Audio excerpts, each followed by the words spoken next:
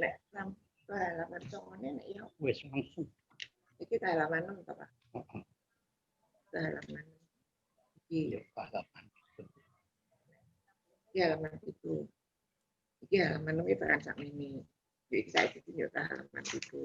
Ya halaman itu kita terus iki ya halaman 6. Iki halaman 6 to. Iya. Halaman 6 gitu terus saya berarti ya halaman 6 to. Nek halaman 6 gitu terus halaman to. Ya apa? Ya mungkin harus rampung itu. Ya mungkin di halaman 6 kok. Dari halaman. Ora iki. Ora.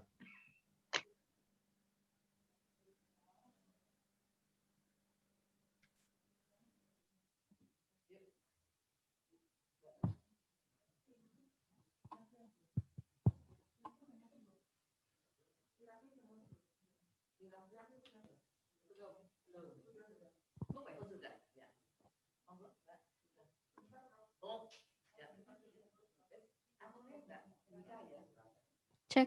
Yeah. Okay.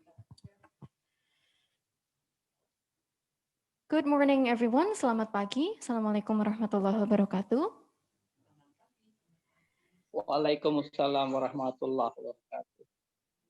Excellencies, Rector of Universitas Gadjah Mada, Professor Panut Mulyono, Master of Engineering, Diploma of Engineering, IPU ASEAN Engineer, Deans of Faculty of Medicine, Public Health and Nursing, distinguished guest speakers and collaborators, fellow participants, ladies and gentlemen. We hope you're all in good health. Welcome, and thank you for joining us today on the second series of the 20th anniversary of Center for Bioethics and Medical Humanities, Faculty of Medicine, Public Health and Nursing, Universitas Gadjah Mada. My name is Puspa, and I will facilitate today's event. This event is held to mark the contribution of the Center for Bioethics and Medical Humanities in the field of bioethics for 20 years under the grand theme of Indonesian Bioethics for Dignified Nation and Society, striding towards humane, ethical, and professional development of science. While the theme for the second series for the day is accelerating bioethics development in the Asia-Pacific region, as well as introducing UNESCO Chair in Bioethics of Universitas Gadjah Mada. We have divided today's event into two sessions. The first session will begin just about now and will end approximately at around 11:30 a.m. And we will continue to the next one at 1 p.m. right after the break. It will be fantastic if you can stick around until the very end. Now, before we get started, we have some housekeeping details to share with you. The first one is during all segments outside of the discussion sessions, the host will mute everyone's microphone.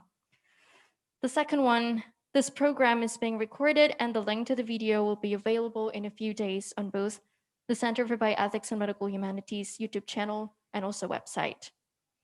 The third one is if you have any question or comments, please write them down in the chat box below.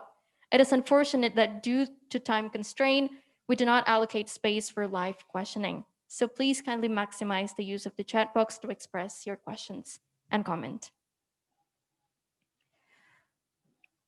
Now, I would like to invite the Rector of Universitas Gadjah Mada, Professor Panut Mulyono, to deliver his opening remarks. Please welcome Professor Panut.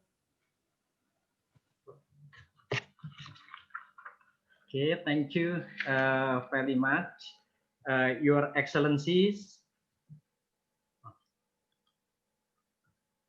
Thank you very much, Pak. Could you hear me? Yes. Okay, my voice is... Yes. Okay, Yes, thank you. Okay, Yes, we thank can you so hear much. your voice just fine. Okay.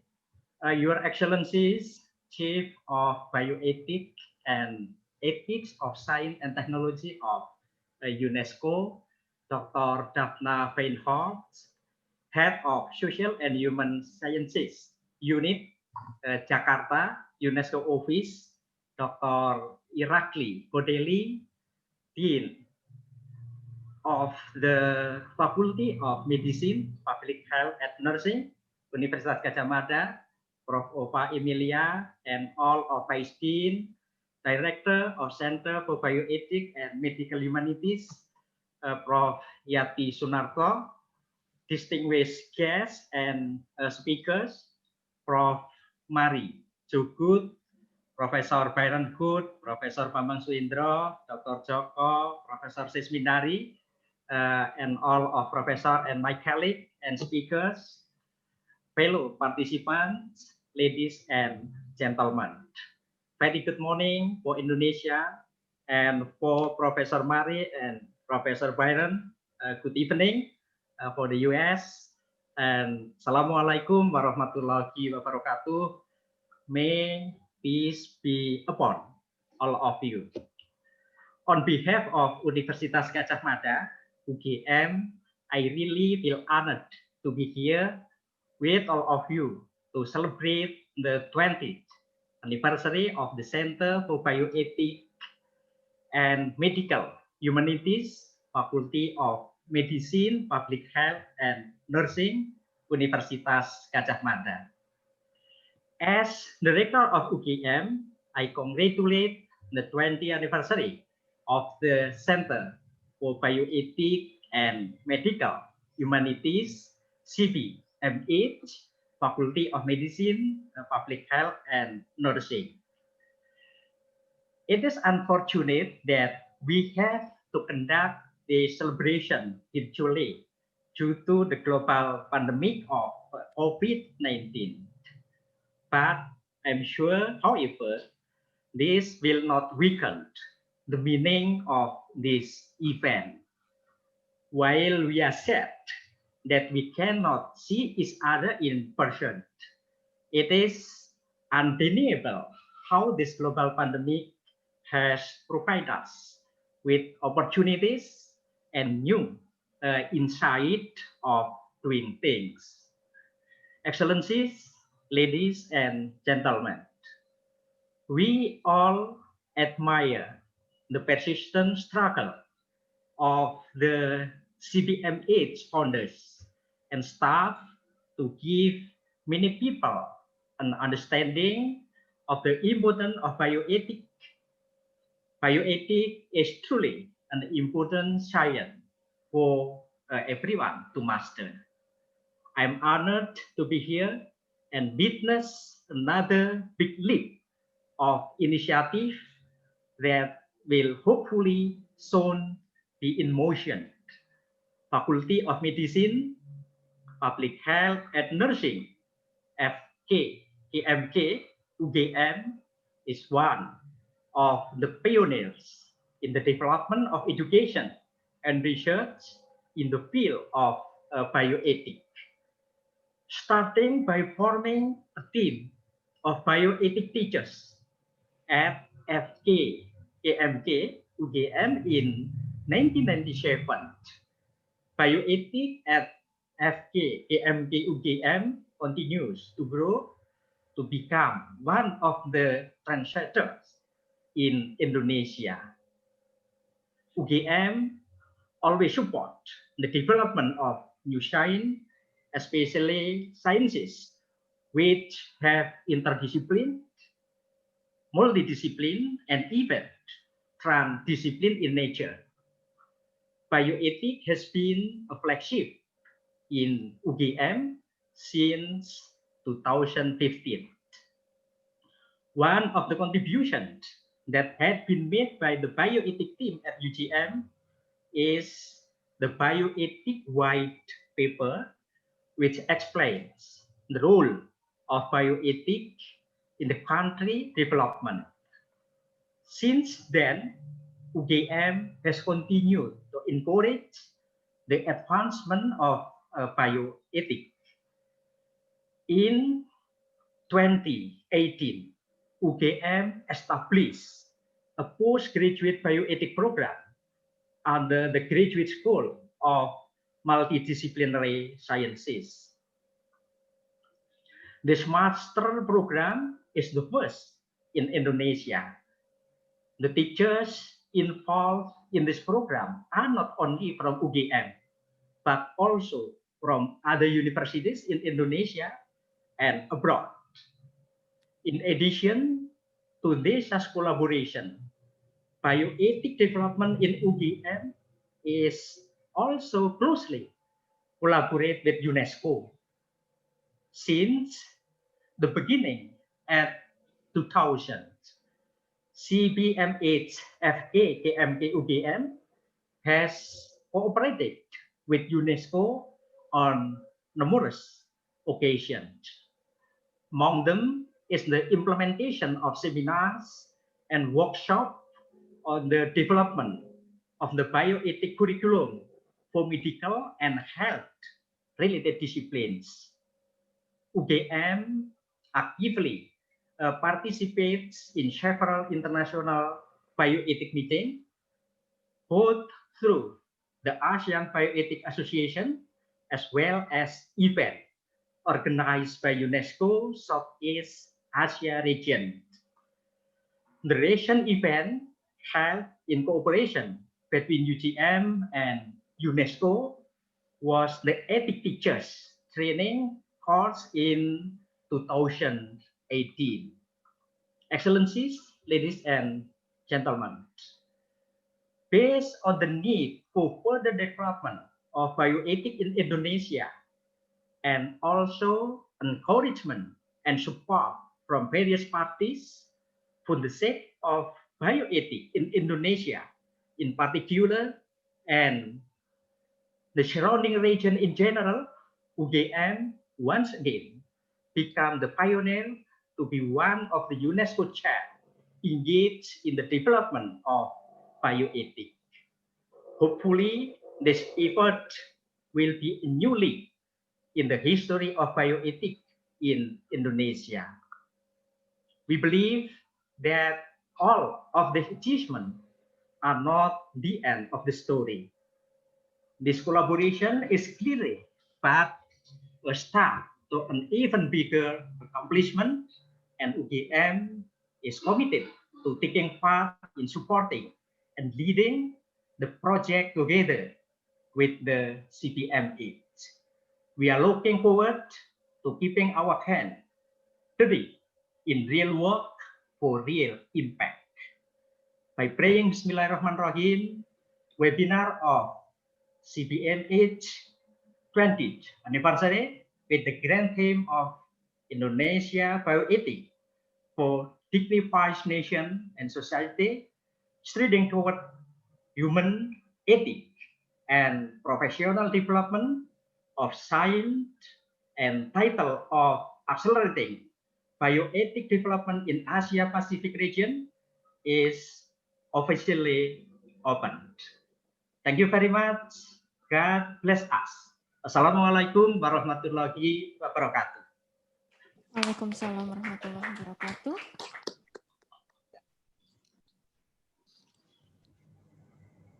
Thank you very much, Professor Panut, for the opening remarks. Moving on, we will now listen together to the journey from Center for Bioethics and Medical Humanities to UNESCO Chair on Bioethics at Universitas Gadjah Mada. For this session, we will have 3 speakers, but for now, I would like to invite Professor Dr. Bambang Suhendro, Engineer MSc PhD, who was Indonesian ambassador for UNESCO from 1999 to 2004. He was also a professor of chemical engineering from Universitas Gadjah Mada since 1987 to 24. He was also vice president of International Bureau of Education, Geneva, Switzerland, from 2001 to 2003. He was awarded Bintang Jasa Utama from President of the Republic of Indonesia in the year of 1997. Professor Bambang, can you hear my voice?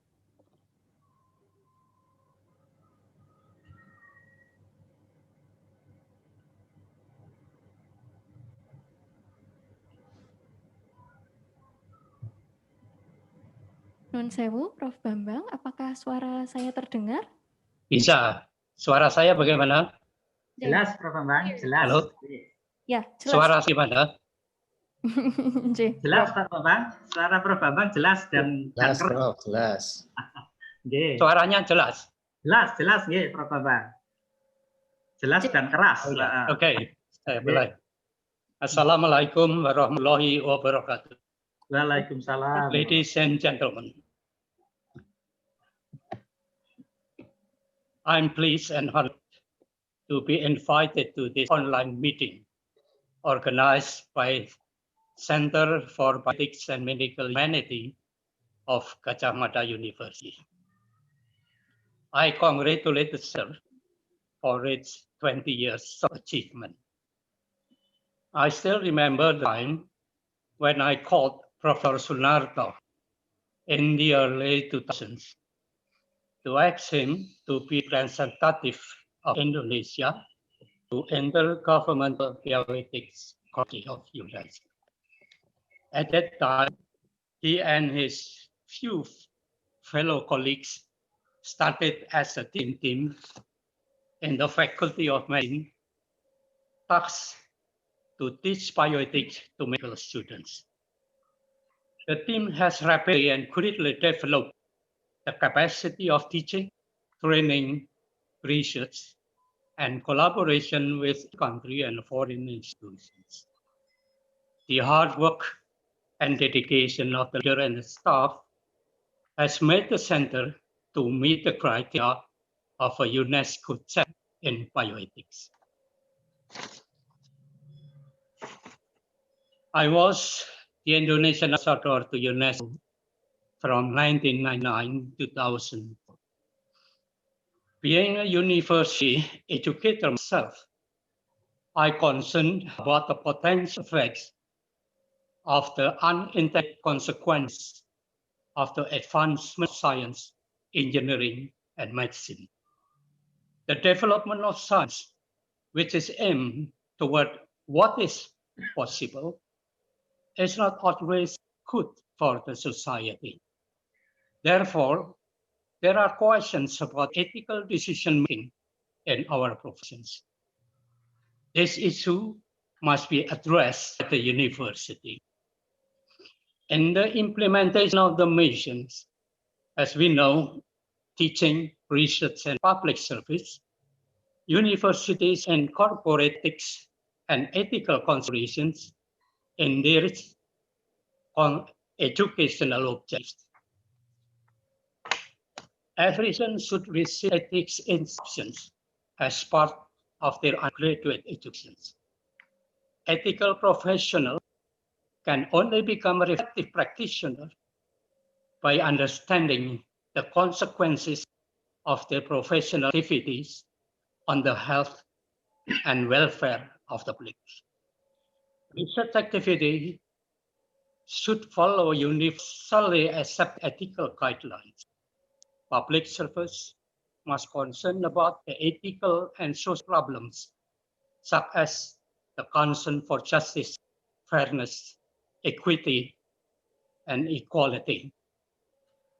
As stated in Article 2 of UNESCO Higher Education Declaration, which I believe is declared in 1998, and I quote, higher education institutions and their personnel and students should be able to speak out on ethical, cultural, and social problems completely independently and in full awareness of their responsibilities. Exercising a kind of intellectual authority in society. They exercise their intellectual capacity and their moral prestige to defend and actively disseminate local and universally accepted values, including tolerance, justice, freedom, equality, and solidarity as enshrined in UNESCO Constitution, unquote. The autonomy of academic freedom of the faculty are protected by law, which enable them to pursue truth as they wish. In short, the university has to be the moral force of the society, and educated students to become ethical professionals. Ladies and gentlemen, when I learned that UNESCO has a program in bioethics, I thought that Indonesia should join the UNESCO activities. Let me briefly explain why, or the reasons why I said that Indonesia should join the UNESCO activity. The first, the UNESCO Bioethics program has two areas, that is standard setting and capacity building. Standard setting is aimed to set common ethical standard setting framework across countries of the world. Member states can use the framework in formulating and putting into practice their own policies in the field of bioethics. The capacity building activities are to help members to promote and to implement appropriate strategies for the standard.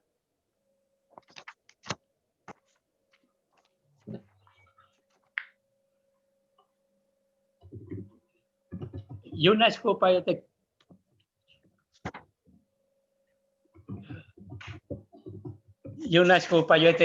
started the program with establishing of the IBC, the International Bioethics Committee, on 1099, and the Intergovernmental Bioethics Committee in 2001. Those committees consist of the 6 members. Then they cooperate to produce advice, recommendations, and proposals that submit to the Director General for considerations by UNESCO governing this.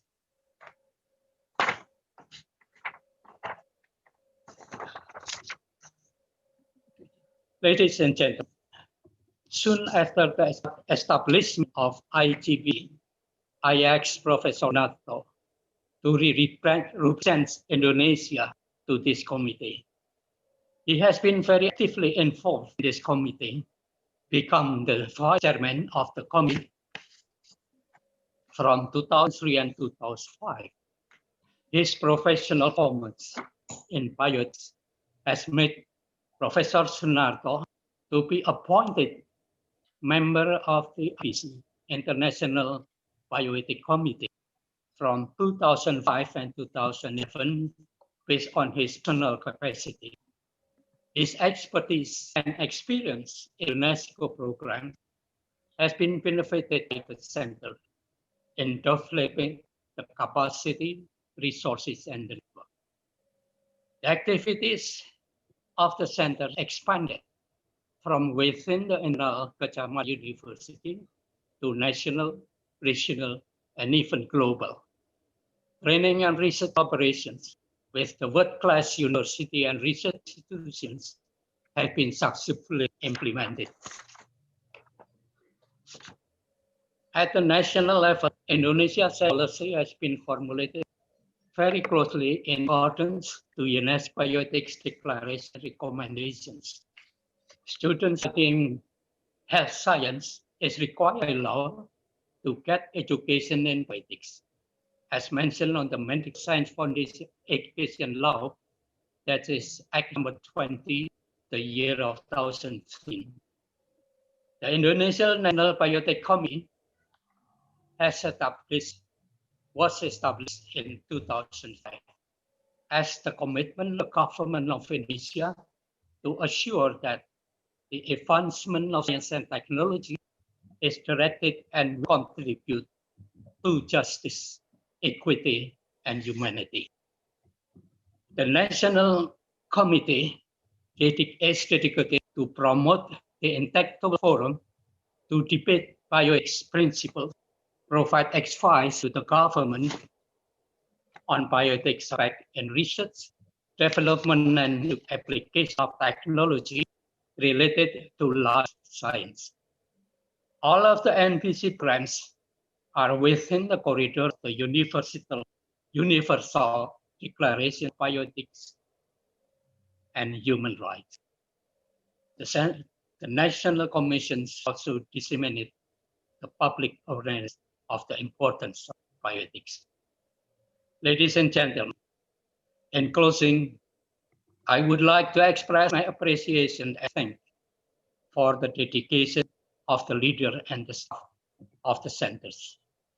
I am very pleased to see the decision I made as UGM to involve in UNESCO activities have been followed by continuous hard work and efforts, which has resulted in the successful development of CBMA.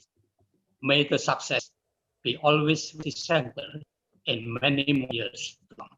Thank you. Wassalamualaikum warahmatullahi wabarakatuh. Waalaikumsalam.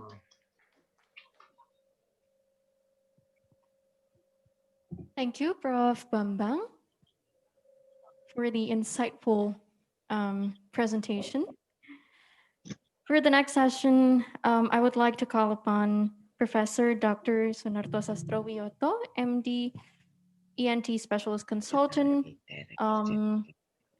and Nur Azid Mahardinata, MD, to the stage and deliver the presentations. Professor Sunarto was the head of the Department of ENT once in Faculty of Medicine, Universitas Gadjah Mada from 1985 to 1988. He was also the vice chairperson of the Intergovernmental Bioethics Committee, IGBC UNESCO Paris 2003-2005. He was also a member of IPC International Bioethics Committee, UNESCO Paris 2006 to 2011. He was also a chair for Asia Pacific Bioethics Education Consortium from year 2014 to 2018. Also, he was the director of the Center for Bioethics and Medical Humanities, Universitas Gadjah Mada from year 2000 to 2017. Prof. Narto, whenever you're ready. Yes. Yep.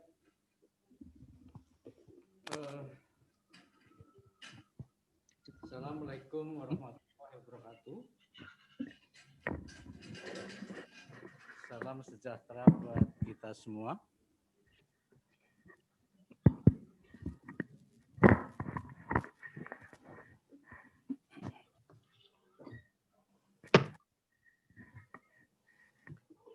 Thank you for the opportunity in presenting the journey of CBNH to UGM UNESCO chair. Before we presenting these issues, I would like to say something about this one. This is really a good opportunity to present the journey of CBMH to UNESCO Chair of Bioethics at UGM.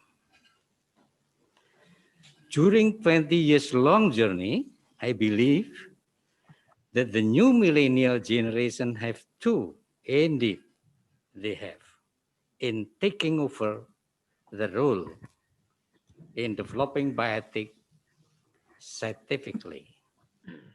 So that's why in this opportunity,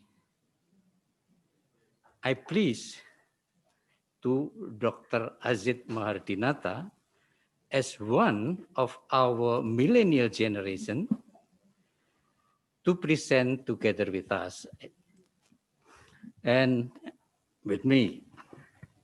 And please, Dr. Asif, to continue this presentation.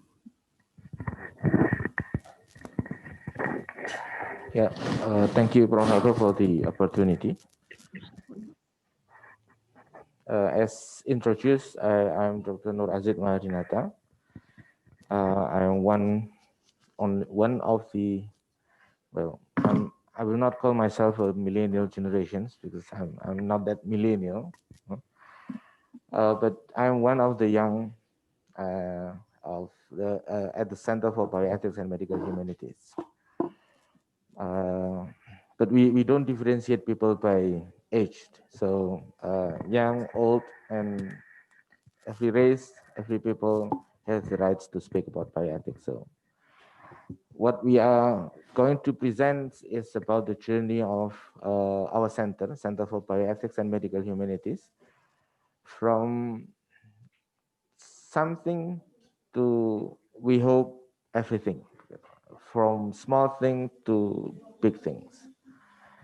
So we are presenting from the commitments, the aims, and how we manage our staff, and then who we are collaborating with until now, and milestone, and hopefully it will give you descriptions, a better descriptions about us.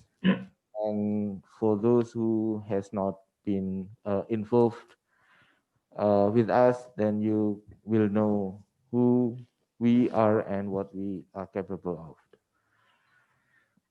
Okay, next. Can you make it as a slideshow? Yeah. Okay, these are the commitments of bioethics. Can I just stand, Prof? Because it's more convenient for me to stand. Yeah, the bioethics, our Center for Bioethics and Medical Humanities, we have what Prof. Sunarto mentions is 4 commitments. The first is we are committed to scientifically responsible for what we are producing. So we are doing our activities based on facts, based on scientific responsibility. And the second commitment is that we will always improve our capabilities on research and how people and communities can benefit from the work that we have done. The third commitment is that will always trying to increase not only numbers, but also the qualities of the works and our publications in bioethics. A few days ago, the Dean from Faculty of Medicine, Public Health and Nursing, Universitas Gadjah Mada, has challenged us that because bioethics in Indonesia until now it still has a minimum number of scientific journals. So this is a challenge that we have to face, and we have to do better on this. And the fourth commitment is that we are, as the nature of bioethics science itself, bioethics is a transdisciplinary science. So this is not a monodiscipline, or not only physicians, not only philosophers who should be able to do bioethics, but everyone. So because bioethics is a transdisciplinary sciences, we will do our best to work together with all sciences, with all disciplines, to encourage bioethics in all the disciplines, not only in UGM, but also in other parts of the world. Next. Our aims, the main aim of the center is to be the excellent on everything. That's actually the aim and the goals of our center. But one thing that Prof. Sunarto would like to stress is about the current issues in clinical ethics audit. This issue is typically in Indonesia because we believe that by doing clinical ethics audit, this is an alternative to increase the quality of healthcare in Indonesia. We believe that, and we are going to do this for the following years. Next. These are the key person other than Prof. Sunarto, Prof. Yati, Prof. Rika, and us in bioethics who also has a huge impact on our work. So these three these three persons is from teaching hospital, Dr. Paulus Sudiharto, and two other universities in Jogja. This is just like to show you that we are willing to work with everyone. We are willing to work with anybody as long as you are willing to work on the bioethics issues. And about the collaborations, we are collaborating with national and also the local organizations. So the three national organizations like JBHKI, the Network on Bioethics and Health Humanities, who are held in Jogja in 2000. And we are now is a permanent secretariat of the JBHKI, and we are going to improve the activities of JBHKI for the following years. And the second is National Bioethics Commission. And for the time being, unfortunately, we have to inform you that National Bioethics Commission is in a dormant state because of the problem at the organizations itself, at the LIPI. So we are committed to help the National Bioethics Commissions to overcome these issues. The third is Persekin, is a national medical history association. So this is one of the most interesting issues that we are going to develop for the following years, and also with medical doctor associations. That's the national collaboration, and these are the international collaborators that we are now is still developing and have a good relationship.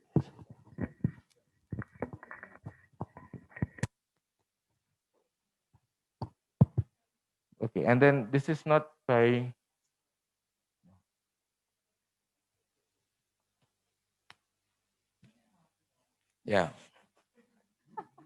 because the mic is already had a masker on, so I lose mine. And these are the list of the international collaborators that we are still working on right now. And hopefully we will keep adding the numbers of our international collaborators. So this is the old friends of Center for Bioethics and Medical Humanities. This is not by some orders. This is just we are going to doing the list. So the first is Harvard Medical Schools, and then IMC UvA, University van Amsterdam, and then University of Washington at Seattle. Next, Monash University, and several universities, 7 universities in Yemen, and then CPEC SIUT with Professor Amir Jafri, Professor Farhan Muazzam, and others, and also Bangladesh Bioethics Societies. Next.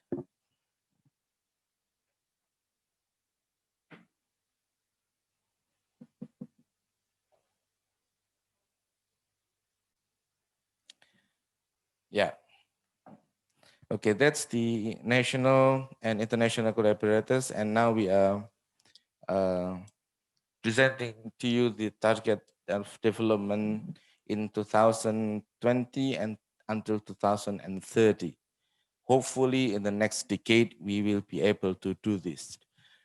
First is internally. This is the internal issues under the University of Gajah Mada, that we would like to be one of the department of bioethics, because this is not what we want, but this is the mandate from the Medical Education Act. So this is a must, and we, as we are working on these issues for a long time, we do hope that this, for the next decade, this will happen. And the second target is the UNESCO chair, and praise to God that the UNESCO already sent us the agreement, and we are now in the phase of appointing by the UNESCO.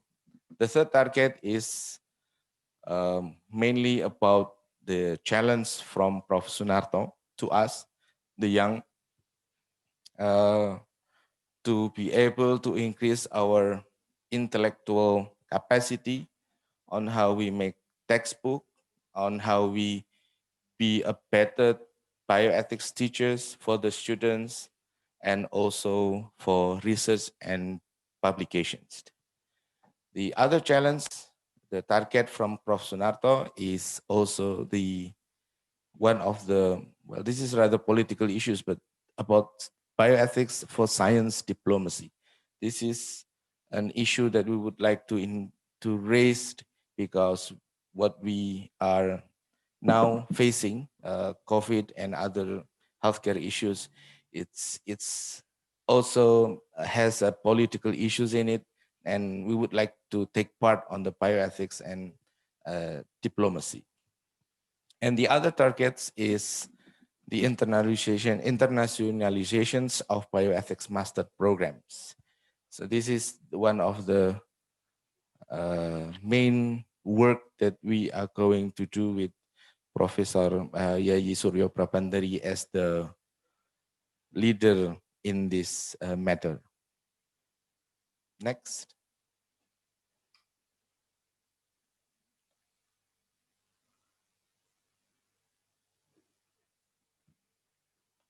Yeah. One thing that we would like to stress is about the importance of bioethics, the target on what's the importance to be the department of bioethics in the faculty. Before that.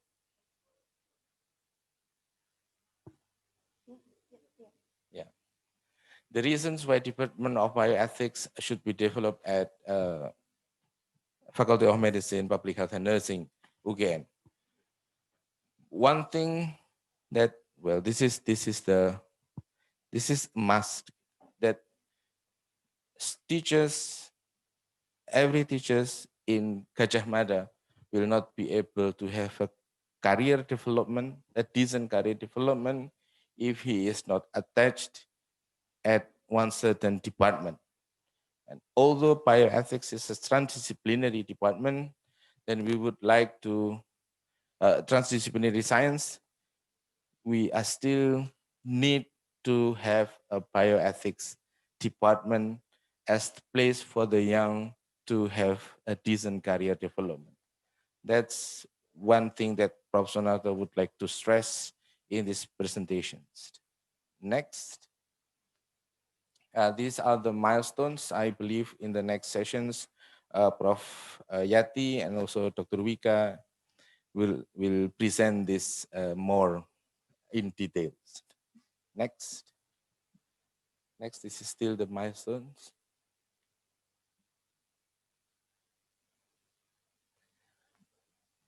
And contributions of bioethics in Indonesia for the global society.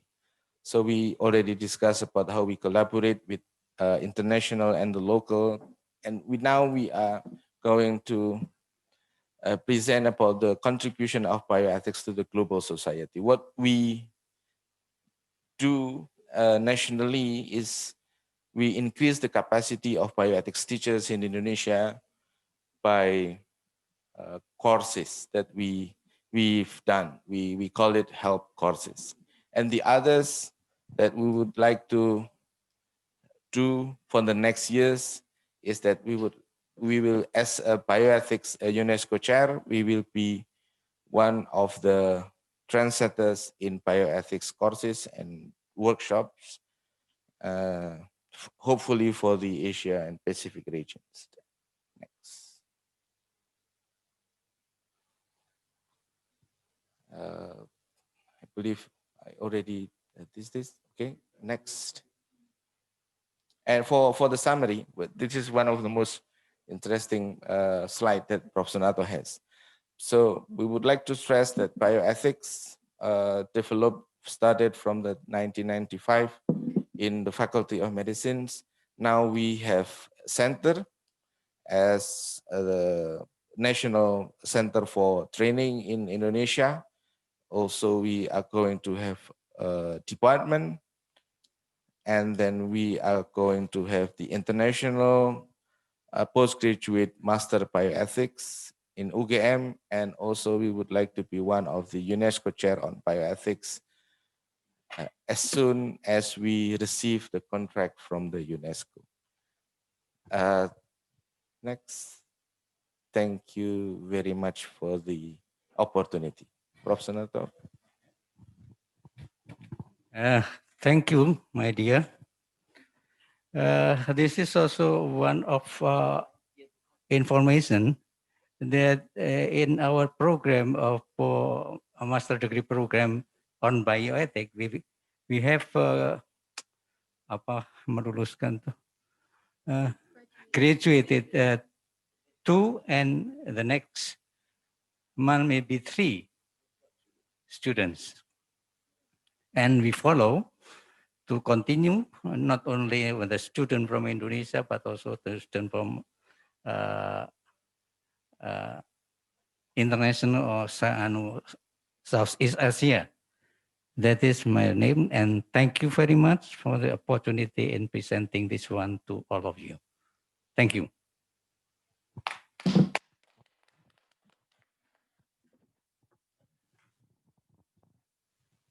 Thank you to both Prof. Narto and Azid.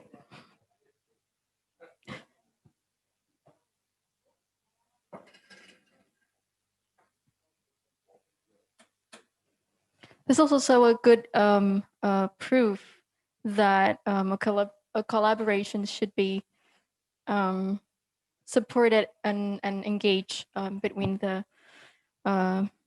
senior and the younger generations. Again, thank you to you both. Now, for the last speaker of this session, I would like to call upon Mr. Irakli Kodeli, who was also a UNESCO office representative. He has been with the UNESCO Social and Human Sciences sector since 2006. He worked at the Bioethics and Ethics of Science and Technology Division in UNESCO headquarters in Paris, France, facilitating the work of the global consultative bodies and delivering capacity building projects such as assisting bioethics committees, ethics education program. Since 2015, he is heading the Social and Human Sciences Unit in Jakarta Regional Science Bureau for Asia and the Pacific, working with the governments and the civil society in Brunei Darussalam, Indonesia, Malaysia, Philippines, and Timor-Leste, covering a range of issues related to the Sustainable Development Goals, including social inclusion, human rights, bioethics, and sustainability science. Pak Irakli, can you hear my voice just fine? Can you say good morning? Good morning. Thank you. Whenever you're ready, Pak Irakli. Just a quick question. Should I do the presentation from my computer or will it be done centrally? It's same for me. Oh, you can share the screen yourself if you prefer. Great. So good morning. It's morning. It's 5 o'clock here in Paris, where I'm currently am, and it's a great honor for me to join everyone. So Professor Panut Mulyono, the director, Professor Dr. Bambang Soendro, Your Excellency, Professor Dr. Sunarto, dear colleagues, ladies and gentlemen, thank you very much for inviting me to present on UNESCO's work on global bioethics. It's a real honor to be amongst such distinguished speakers today. So my aim will be to give you a brief background information about what UNESCO does in the field of bioethics, globally and also at the country level to better understand the importance of UNESCO chair within this overall structure. So I will share my screen with you to bear with me for a second.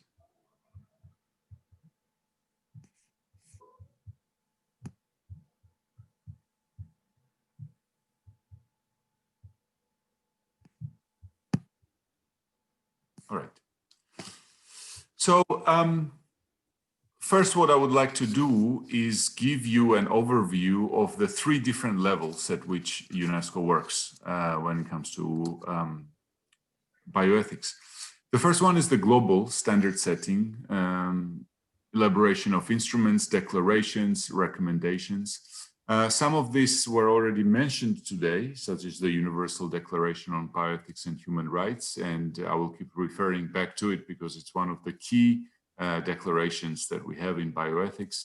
But we constantly try to set global standards in the area of ethics of science and technology. For instance, right now, there's an intensive work going on at UNESCO on elaborating the recommendation on ethics of artificial intelligence, because artificial intelligence, as you know, is increasingly affecting every aspect of our lives, and it has serious ethical implications. So we're constantly trying to be at the forefront of this development, to anticipate what will be the areas that will challenge us ethically, and try to set global standards in these areas. The second tier that I would like to point out here is of course, the global reflection that is done by different committees. Again, we mentioned International Bioethics Committee, and of course, Professor Dr. Sunarto was a member of IBC, and we're very proud to, of course, have him as a former member. We also have COMEST, that's the Committee on the Ethics of Science and Technology.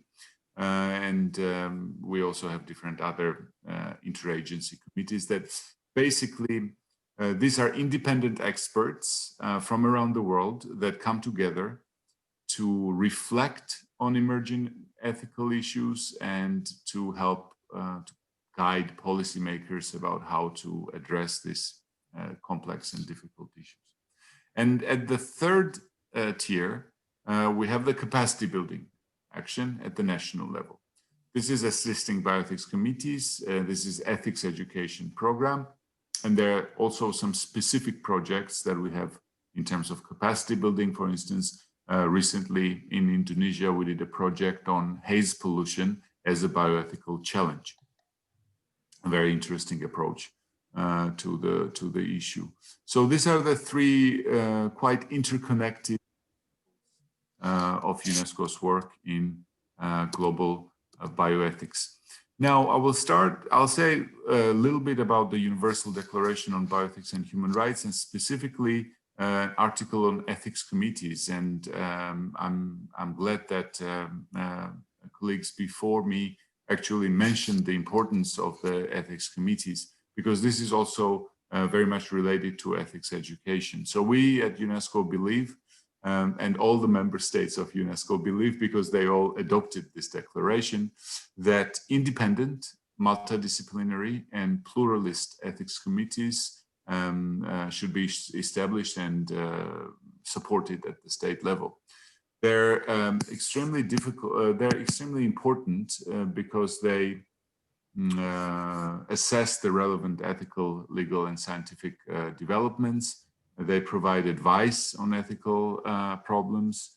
They assess the scientific and technological developments, and crucially, they foster debate, education, and public awareness of and engagement in bioethics. And so we have to do everything that we can to support, to revitalize, to reinforce the Bioethics Committee in Indonesia, and of course UNESCO stands ready to do that, to work with the stakeholders in the country to support the National Bioethics Committee.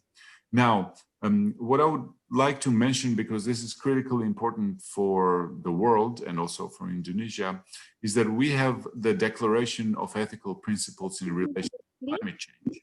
This is another standard setting instrument that UNESCO adopted in 2018. And Irakli? Yes. We just would like to confirm something. It seems that you haven't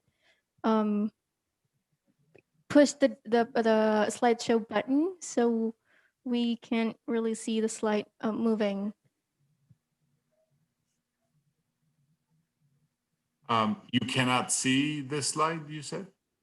We can see the slide just fine, but it just hasn't been moved to the full screen mode. So we can't see the slide moving on as you speak. Oh, I'm sorry. On my screen, it appears fully. You don't see the slide right now on the... We do see the slides. It's just not yet in a slideshow mode. So we can what see we the rest of see the slides. is the initial slide only. Oh, I see. Or would you like us to share the screen for you? Oh, yeah, that works now. Is it better? Okay. So now, now you can see the slide. It should have the Universal Declaration on Bioethics and Human Rights on it. Yes? Yes. Okay. All right. Great. Thanks for that intervention.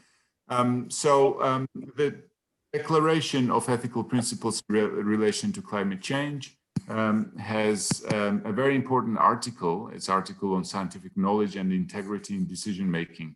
I don't need to stress how important it is today to be guided by science, and of course, unfortunately, the pandemic made it ever so clear. And unfortunately, we see that policymakers don't necessarily follow science, and in fact, in many cases, they go against what the science tells us. And the same is, of course, for climate change. And this declaration made it clear that following science is an ethical principle, ethical imperative in and of itself. And for that, again, the independent and pluralist ethics committees play a critical role, bringing the science to the policymakers and also bringing the science to the masses, to the people. And so therefore, UNESCO is really serious about focusing on ethics committees. And for that, we have developed different tools like Assisting Bioethics Committees project, where we have a structured interaction with the national bioethics committees, and we train them. We train together on different aspects. Here on the screen are some guidebooks that we have developed specifically for that purpose. Now, moving from there directly into the education area, we have a ethics education program at UNESCO. This is also linked directly to the Universal Declaration on Bioethics and Human Rights.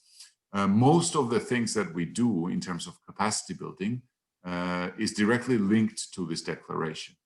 The reason for this is that the declaration represents a very solid ground from which to develop such projects, because every country that is member of UNESCO, I believe it was 195 countries back then when the declaration was adopted by all of them. So all of them have come to agree that these principles are universally valid. And these actions are universally required. And so that's why we use the declaration as the basis for all our action. So there is an article there that talks about bioethics education, training, and information. And based on that, we developed Bioethics Core Curriculum.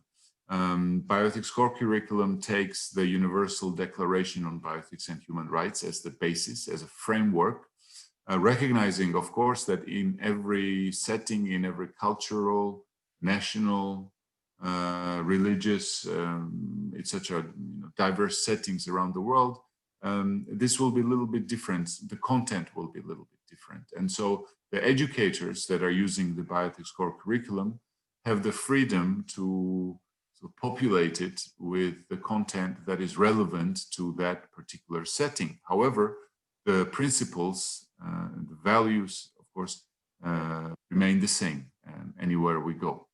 And so that's the idea behind having such a curriculum. And I know that the curriculum has been used quite extensively in Indonesia, and we're happy to support that use and continue working with our stakeholders. Now, one of the key stakeholders in this is, of course, a chair, UNESCO chair in bioethics. And I would like to here wholeheartedly congratulate Gadjah Mada University for securing this status, having been granted the UNESCO chair in bioethics. This makes the university the first one in ASEAN, the Pacific region, the entire ASEAN, the Pacific region, to have a chair in bioethics, and we're very excited about that. Of course, this was done by UNESCO in recognition of the tremendous efforts made by the university and specifically by Bioethics Center in promoting bioethics education in the country. And we're really hoping to develop concrete partnership on different fronts on promoting ethics education in the country, also in the region, because we shouldn't necessarily be limited to the national level. We can also work at the regional level with the chair. Again, the Declaration of Ethics Principles in relation to climate change, this declaration, again, this was adopted by all the member states of UNESCO, which makes it a very, very interesting document. When around the world, there's a lot of disagreement about climate change and responsibilities for it and redress to what is happening. At UNESCO, countries managed to come together and agree on the basic ethical principles behind climate change. And there, again, we have Article 11 on education. While, of course, the major focus of the chair is in bioethics, ethics issues as they emerge in life sciences and biological sciences, we cannot detach this, of course, from the more general picture of what's happening in the world, what's happening with the climate. Climate change has some serious implications for human health. And therefore, I think it's very important to look at it globally. On the next slide here, I'm indicating ethics teacher training course, which is one of the concrete areas where we have collaborated before with the chair. This is a 1-week capacity building course that UNESCO delivers together with partners in countries to enhance the quality of ethics teaching in the country. It's a very interactive course, very intensive one. And here you see the list of the courses that we have organized in ASEAN, the Pacific region. And we're very proud to have organized one in Yogyakarta at Gadjah Mada University in 2018. We, of course, had similar plans this year. Unfortunately, they have been affected by the pandemic, but I'm sure that we'll find ways to hold such courses despite the pandemic, and hopefully once this pandemic is over, again in the regular setting, regular setting of a physical meeting, physical course. This brings me to the close of my presentation. I would like to once again thank you very much for inviting me to present about UNESCO's work in bioethics. I would like to also congratulate you once again for having attained the status of UNESCO chair in bioethics and to express our readiness on UNESCO's behalf and on behalf of the entire Ethics of Science and Technology and Bioethics team at UNESCO, who asked me to send my greetings to you, to express our readiness to collaborate on capacity building and education in Indonesia and in the region. Thank you very much. Thank you very much, Pak Irakli, for the presentation. Ladies and gentlemen, that marks the end of this session. But before we're moving on to the next one, we would like to extend our greetings and warm welcome first to all participants, especially our bioethics extended family, the Department of Medical Education and Bioethics, Universitas Gadjah Mada, senior faculties and colleagues at Faculty of Medicine, Public Health and Nursing, members and alumni of health courses from around Indonesia, students of Master Bioethics Program, all members and affiliates of the Center of Bioethics and Medical Humanities, and all of you who have joined us both online directly or offline. All right, for the next session, joining us here are Professor Mary Jo Good, PhD, and Professor Byron Good, PhD, from Harvard Medical School, USA, who will share some reflections on the collaboration between Harvard Medical School and Universitas Gadjah Mada in bioethics development. As we all know, this collaboration has been going on for a long time, and we are looking forward to an even more fruitful collaboration in the future between the two institutions. Professor Mary Jo and Professor Byron, I'm just making sure that you can hear my voice just fine and that you're still here with us. Still here. With you. Hello. Hello, Professor Mary Jo and Professor Byron. Greetings. Hello. Selamat pagi teman-teman sekalian. Selamat pagi. Pagi, selamat malam di situ, selamat malam, Romari. Ya, ini 11.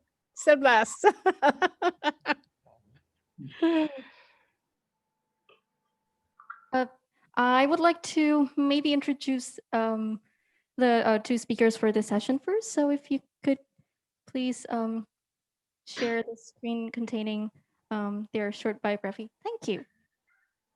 Right, so Professor Byron Good is a professor of medical anthropology and former chair of the Department of Social Medicine, Harvard Medical School, and professor in the Department of Anthropology, Harvard University.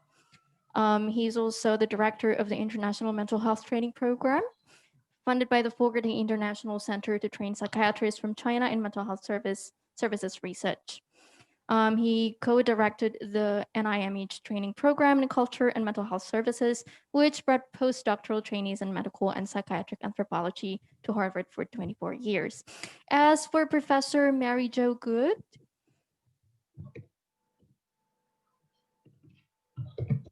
slide please.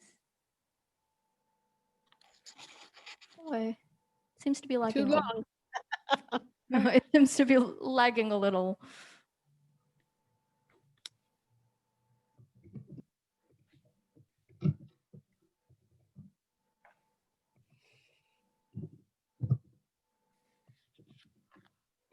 Sudah cukup.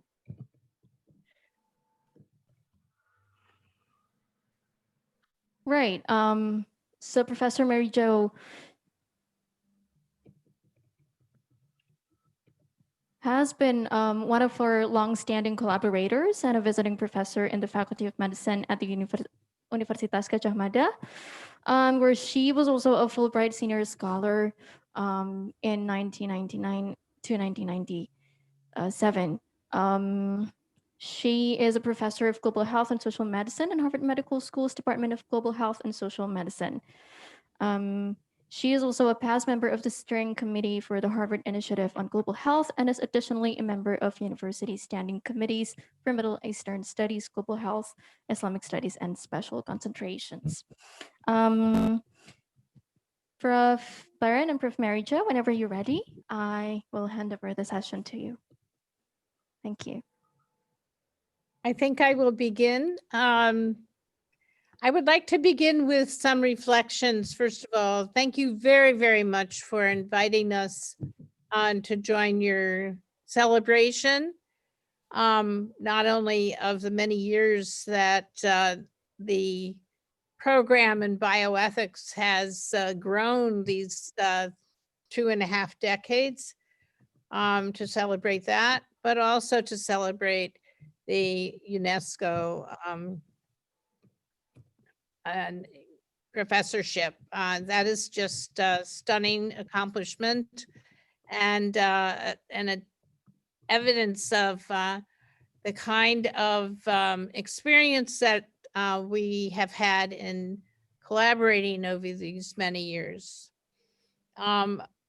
We have to credit both the Fulbright organization and Aminef for allowing us, both Byron and I, to come to Gajah Mada and to the Faculty of Medicine and the Faculty of Psychology, and in particular, Buyati and Paknarto, for welcoming us as Fulbright scholars in 1996. We began with questions in particular about the culture of medicine. And this led to an engagement with faculty physicians, in particular, Dr. Yati and Siwi, Dr. Siwi, who is a PhD professor of medical anthropology in the School of Public Health. But she wasn't at that time. She was a young scholar. It began as an interaction and emotional engagement, as well as an intellectual one that was involved in conceptualizing the bioethical issues that grew out of clinical realities and moral dilemmas. What was happening in everyday clinical work that and actually that was challenging both the moral interactions and stances, choices for physicians and other health professionals during this time. And when we think about studying medicine, studying the culture of medicine, we're engaging with a field that is rapidly changing, whether it's in the United States or in Indonesia. And that was true at this time. Rapidly changing field where the clinical realities were quickly changing. The global and local cultural connections were, yes, there was Javanese style, perhaps treatment or interactions, but the global power of medicine was really being manifested.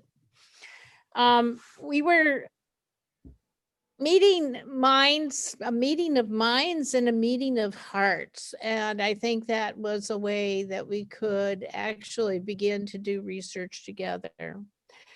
Just reflecting on some of the things that happened. The collaborations began in somewhat small ways. First, we had a group called Ladies Club, and various clinicians who were working on childhood cancer and doing interviews with childhood cancer, who were involved in pediatrics and caring for children with diarrheal disease, and questioning whether the use of vitamin A would be worthwhile.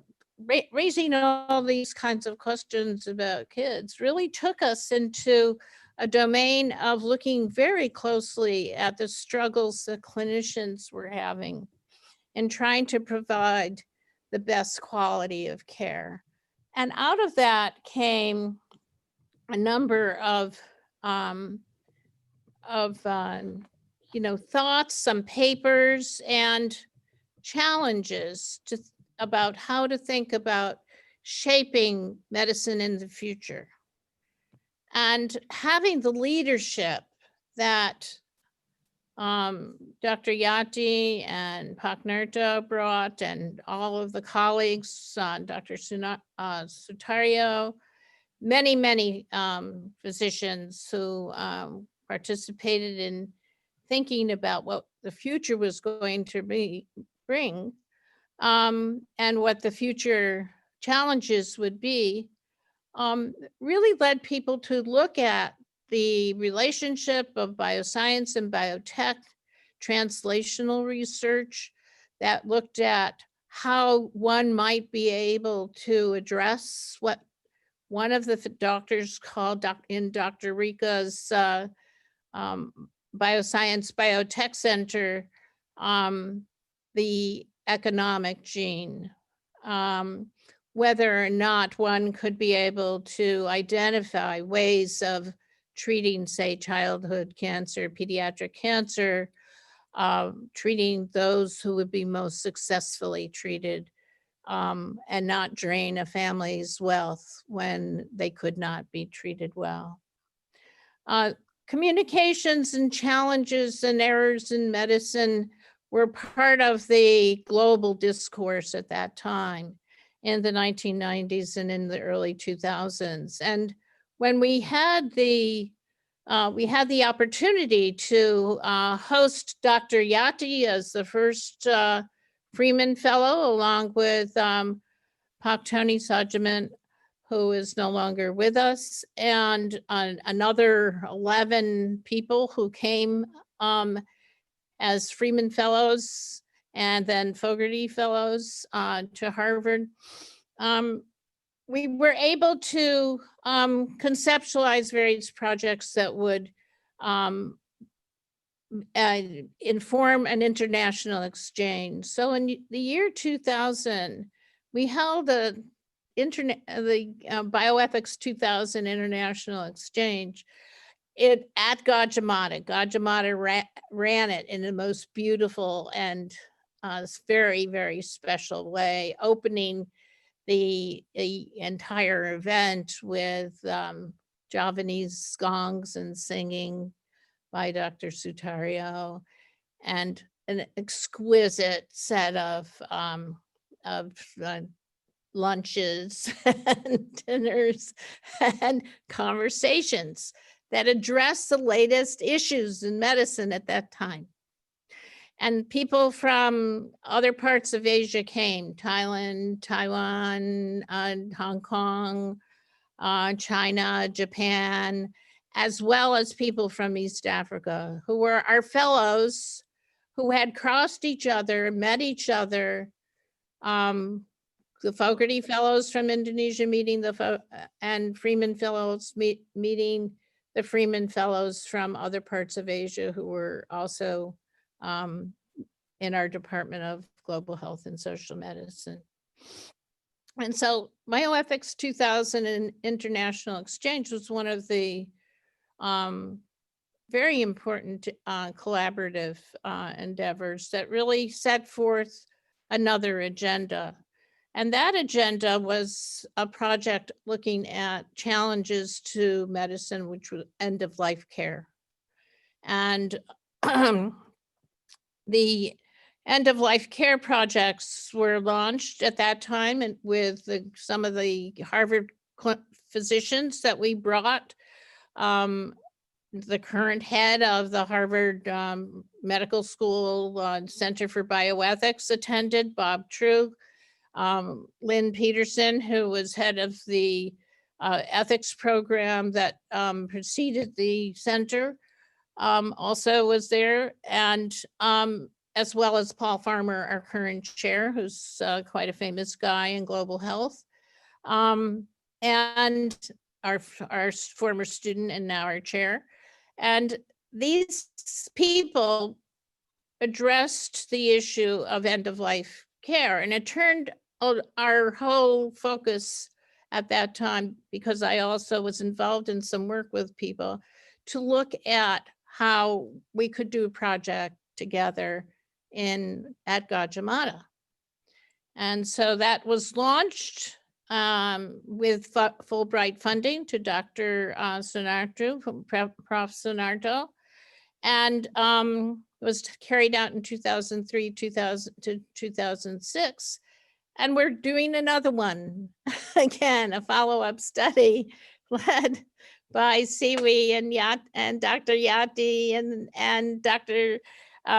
Chris Dante, who's a nurse professor, and to look at issues and how they've changed. And as medicine has changed, both in the financing of medicine, but also in the quality of treatment, new issues have come to the fore. And so this bubbling up of engagement is also a bubbling up of ideas, a working out of both small and larger research projects, a thinking about the ways of how clinical activity is so important as a way, and the clinical challenges to physicians, nurses, and other healthcare professionals as a way to formulate some of the questions around bioethics. And also to look at translational research. That question about the economic gene that came out in 1997 in interviews with Dr. Rika and Dr. Rini, that question is still the question on the table for whether or not to use precision medicine and how to go about deciding the equality and dealing with inequalities, dealing with limitations, etc. And so I would just like to conclude with a congratulatory note to all of you, and my delight at spending these 2 decades with such fabulous people and such good friends. Thank you very, very much. And congratulations on getting the professorship. So let me just add a few words to what Mary Jo has said. Around on this Zoom meeting are so many old friends of ours. Kami agak rindu ya, karena nggak bisa ikut direct, nggak bisa di situ sekarang ini. So we have to give our congratulations from here in Harvard, but we want to give ucapkan selamat yang besar untuk semuanya, untuk program bioetika dan humaniora, untuk ulang tahun yang ke-20 sekarang. It doesn't seem like so long, but it has been a wonderful journey that we've been on together. Now, I'm going to take a slightly different tack into this history and just say, how is it that 2 anthropologists from Harvard, I'm a medical anthropologist, Mary Jo, a medical anthropologist, sociologist, both in a Department of Global Health and Social Medicine, how is it that we would collaborate on the issues of building a program in bioethics? Now, Mary Jo has made it clear that one of the pathways to that is a pathway through clinical studies and through the ethical issues that come up in the practice of clinical practice of biomedicine. But let me say something else. Prof. Bambang made the very lovely comment that the university needs to serve as a moral force in society, right? And if you think back about the history of UGM and the history of the Fakultas Kedokteran at UGM, it takes you back to a time shortly after the War of Independence, shortly after a time in which society was very different, in which there were a lot of conflict in the society and a lot of poverty, an enormous amount of poverty in the society. And part of the very project of developing UGM, developing Fakultas Kedokteran, was part of the nationalist product of improving the healthcare in the community. And doing so as a part of efforts to strengthen the nation. Rakyat sehat negara kuat, right? In order to strengthen Indonesia. And part of this was also, as time went on, was part of the nationalist project of using science and technology to become a global leader, as well as a leader in Indonesia in healthcare, what Mary Jo talked about, Medicine's Modernist Project. Now, Mary Jo and I come from a department of social medicine, and at Harvard, the program in bioethics began actually in the Department of Social Medicine, and I think that's significant. If you think, what does social medicine mean? Social medicine is actually a form of medicine that goes back into the 19th century in Germany, that was very committed to the idea of providing healthcare for the poor at a time when healthcare was largely available only for the rich. And so that the very roots of the idea of social medicine is that it has a commitment to the poor. And then the linking of global health and social medicine is both the idea that this is a charge within each of our societies, as well as a global challenge to improve healthcare, in particular for those who have the least access and those who have the greatest need for healthcare. And so I think when I think of these two, a department of social medicine rooted in the social sciences with a deep commitment to the poor and those most in need, and the history of medicine at UGM and the history of medicine in Indonesia, that, as we know from Hans Pols, medicine was part of that. Physicians played a key role in the nationalist movement and continued to become leaders in the nationalist movement because of their dedication to the community. It seems not so strange that this moral commitment, that the university should be a site of a moral force in society, could link together the ideas of social medicine with the development of medicine in Indonesia, and that this is a moral commitment as well as a practical commitment.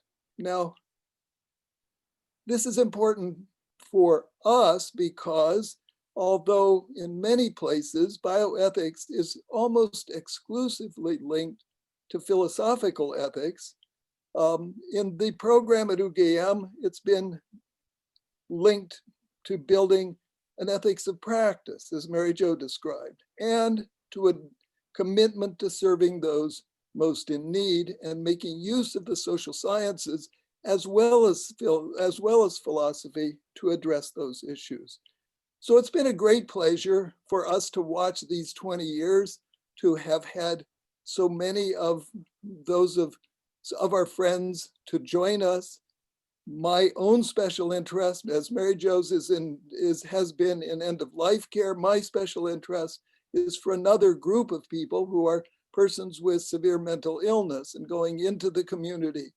And I know that that's an area of special interest developing at CBMH at this time as well. So it's been a great pleasure for us to see this go from a kind of set of individual commitments to then a real commitment to a named Center for Humanities and Bioethics, a center that hosted a lot of the research that Mary Jo and I have done over the years, to watch the commitment of Pak Narto and Bu Yati in particular to building and a long-term commitment, to continue that commitment, and then to making this a national movement. Because as Mary Jo said, in the year 2000, there was the international meeting, but that was followed immediately by a national meeting that brought persons together, I think for the first time in Indonesia, from medical schools around Indonesia to really focus on issues of bioethics. And so bioethics has become central to medical training in Indonesia in a way that it was not when we began in 1996. So I'm very proud to have been a part of this process. I'm delighted to congratulate you for having built this relationship with UNESCO and to having become a center that's very important for all of Southeast Asia and a kind of global leader in this area. So our huge congratulations, and thank you again for our collaboration and friendship over these many years. Thank you.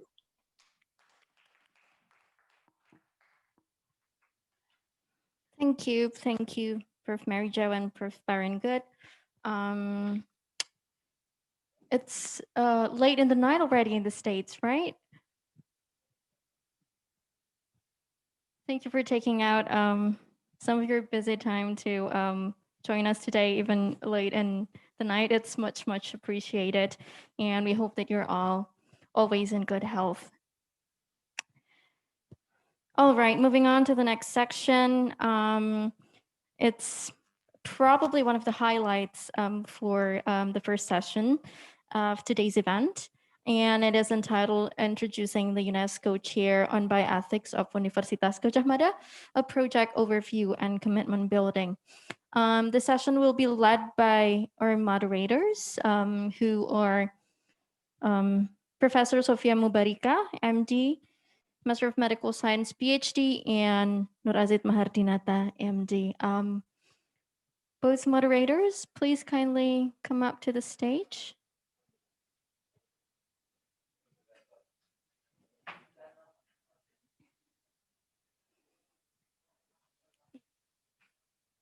Monggo.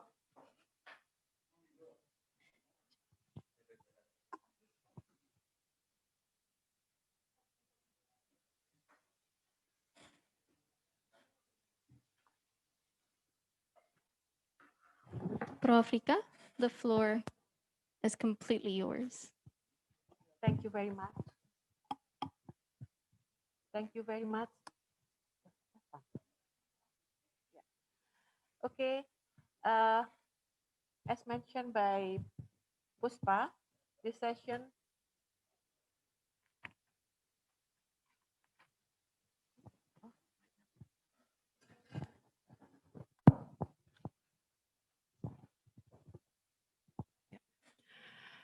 in this session, we moderating together with Dr. Asif Mahardinata, and we will invite Professor Dr. Honoris Causa Dr. Yati Sunarto, pediatrician PhD, chair of the project, to introduce the UNESCO Chair in Bioethics of UGM project overview and commitment. But I would like to read her CV. Professor Yati is professor in pediatric of the Faculty of Medicine, Public Health, Nursing, Universitas Gadjah Mada. She is the director of Center for Bioethics and Medical Humanities, Faculty of Medicine, Public Health, Nursing, Universitas Gadjah Mada. And she also holds several special position as the executive chairperson, board of trustee of the Dr. Sarjito Chiting Hospital. So many important positions right now, and also very active in doing research.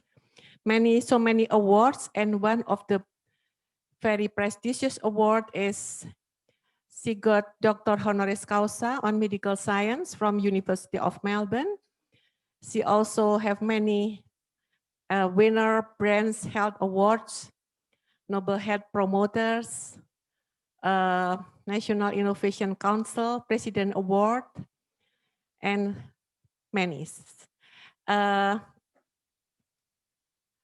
then she will present for about 15 minutes. So I would like to invite Professor Yati to introduce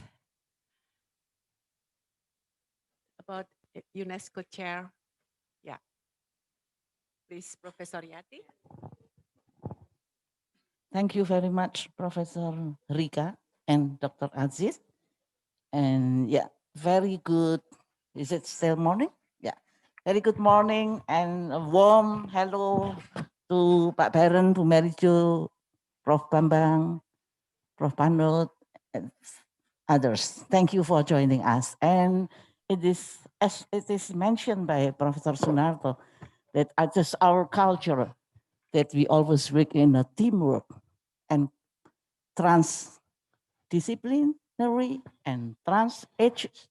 I'm still one of the youngest, and I'm inviting you, the other that younger than me, Dr. Dr. Vika. Yeah, here is Dr. Vika, and this is 3 generation, right, Prof. Rika? Yeah, I am the youngest, and then followed by Prof. Rika, and then she is the best youngest. Yes, please. Yeah, thank you very much for the opportunity for me to share with you on UNESCO chairs in bioethics in UNESCO. And so I would like to invite Dr. Vika, because she works hand in hand very tightly from the very, very beginning. We developed the proposal. So please, Dr. Vika, start with your sharing. Thank you. Thank you, Prof. Yati. It's been an honor. Prof. Yati and Prof. Nato and Prof. Rika has always been very supportive with for us, the younger generation, and they always encourage us to grow and develop and find our way and make contributions, and always give the opportunity for us to develop better and contribute for the center. And this is one of the example of how our seniors are always encouraging us to also take the part in all of the events. And yeah, we are bracing ourselves to share and start speaking with their encouragement. And thank you for the opportunity and the introduction from Prof. Rika and Prof. Yati.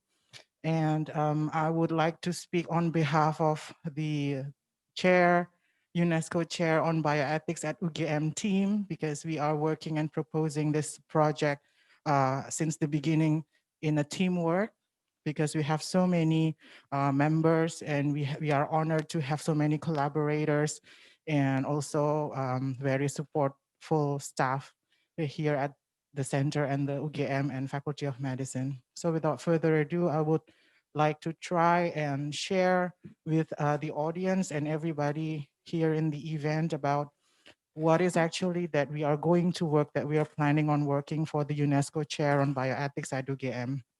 So as has already been mentioned and informed by our previous speakers today about the UNESCO chair, and we are honored to have Mr. Irakli also explaining about what is UNESCO chair and how it is the project and the activities around the world globally. So this is also our interest here at CBMH, that we would like to work in a sustainable long-term partnership with UNESCO. And so we found that this scheme, the mechanism of UNESCO chair, suits our objectives really well, where it's a project and a team at a university or a higher education or research institution that partners with UNESCO in order to advance knowledge and practice in an area that is a priority for both the institution and UNESCO. So this clearly fits well with our objectives, where we believe that bioethics is should be one of the core topic or subject needs to be learned here in Indonesia, and particularly our context in health and medicine. And so with the opportunity that is mentioned in the UNESCO chair guideline, that it can be established within an existing university department to strengthen teaching or research programs in a particular field within the domains of competence of UNESCO, and to increase their international dimensions. So we believe this also fits well with the intention and interest of our university and our institution here in Indonesia. So that's why we feel like this is a very good momentum and opportunity for us to take. Next slide, please. So in our knowledge, to our knowledge, UNESCO chair in Indonesia, we are going to be the second, because the first one, we already have UNESCO chair in Indonesia, is in the University Pancasila, Jakarta, and it works in a field of communication and sustainable development, established in 2016. And so with our attempt, and thankfully, we have a very proud result and commitment from the UNESCO mandating to us. So we are going to be the second UNESCO chair in Indonesia. Hopefully we will be able to finish the process administration and formally establish maybe later in the end of the year 2020 or 2021, but we are not worried at all about the process. We are just very grateful and thankful for the support.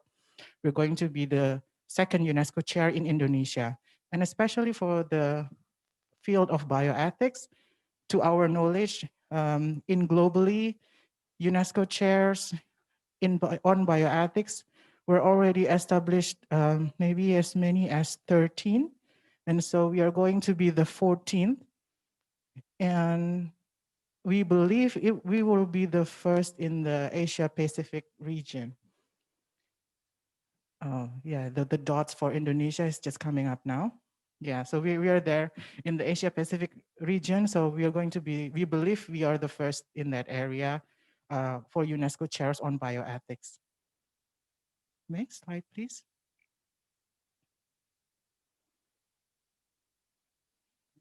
Okay, so we are waiting for the slide to load. I believe after this is about the project title. Yes, thank you.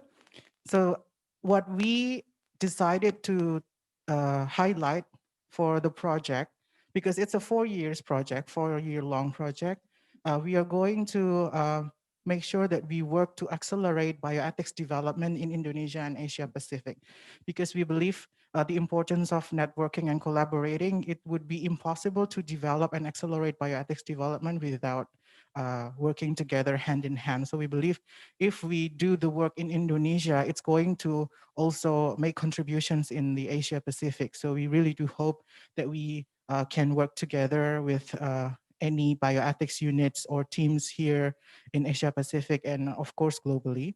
And so as we have mentioned, that we will probably be able to start in 2020, but all of the work for the bioethics development at the Center for Bioethics that we are doing now is still continuing. And so it's just a matter of time and a formal documentation where we can label our program as included in the UNESCO Chair on Bioethics of UGM.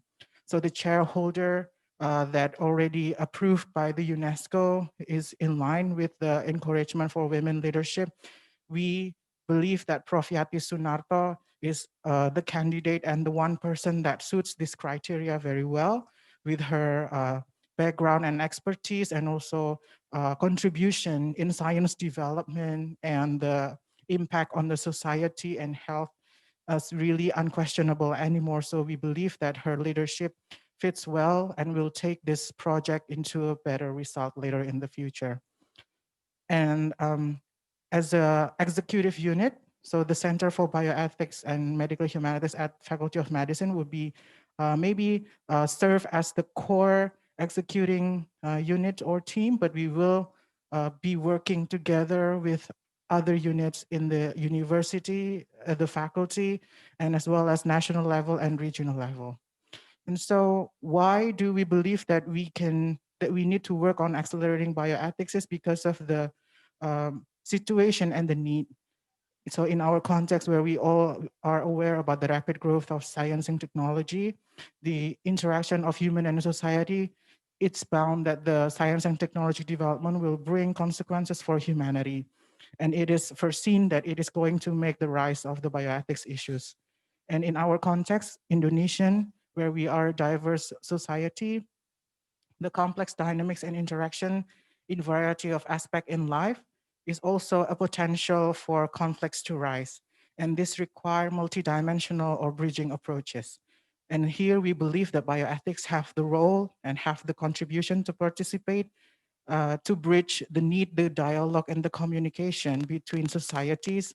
And so the bioethics discourses and approaches is a very fundamental need here in our context. However, we do acknowledge that there's gap in responding to the need in which the bioethics expertise and development pace in Indonesia, or maybe in Asia Pacific, is not yet as expected or not yet keeping up with the pace or the speed of the growth, science and technology and the society dynamics.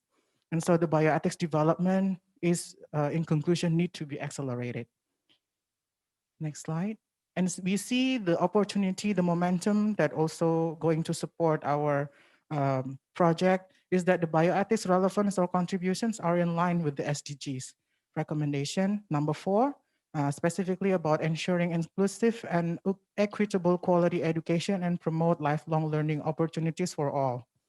So the domain of this project is also in accordance to the 2014 and 2021 midterm strategies of UNESCO, especially the 6th strategic objective in which promoting ethical principles and inclusive social development. And last but not least, we do see the need of Indonesian Medical Education Act mandating the bioethics education for health professionals. It's also one of the fundamental opportunity or momentum that propels our effort in pushing forward for this acceleration of bioethics. Next slide, please. And we believe that our modality here, because we are in UGM, the Universitas Gadjah Mada, our root and role as the nation's first university established by Indonesian government, we believe it will be advantageous for us to move forward with collaboration and networking and also engaging with the community and the nation. And our Center for Bioethics, we do have experiences in contributing for bioethics development in Indonesia, which we can see in the milestones. Next slide, please. Here we can see the progress of the contribution of the center, and also working collaboration with the UNESCO is already a long-term relationship. So starting in 1997, working together and collaborating with the Harvard faculties, Prof. Byron and Prof. Marijo, our lifelong partners in the bioethics. And until now that we succeed in being accepted as the UNESCO Chair on Bioethics of UGM is also related to the long-term connection between our center, especially by Prof. Nartos appointed as the IGBC UNESCO in 2003, and also as IBC UNESCO Paris, one of the 36 members in the world in 2006. So it's a very a good opportunity and modality for us to push forward, and this makes us very confident in pushing forward our objectives to be realized. Next slide, please. And so the objectives of our UNESCO Chair project that we will do in the 4 next years, we will focus on these 4 areas where we are going to accelerate the growth of bioethics education in the higher education context through the integration of education across disciplines and the postgraduate program expansion to international level.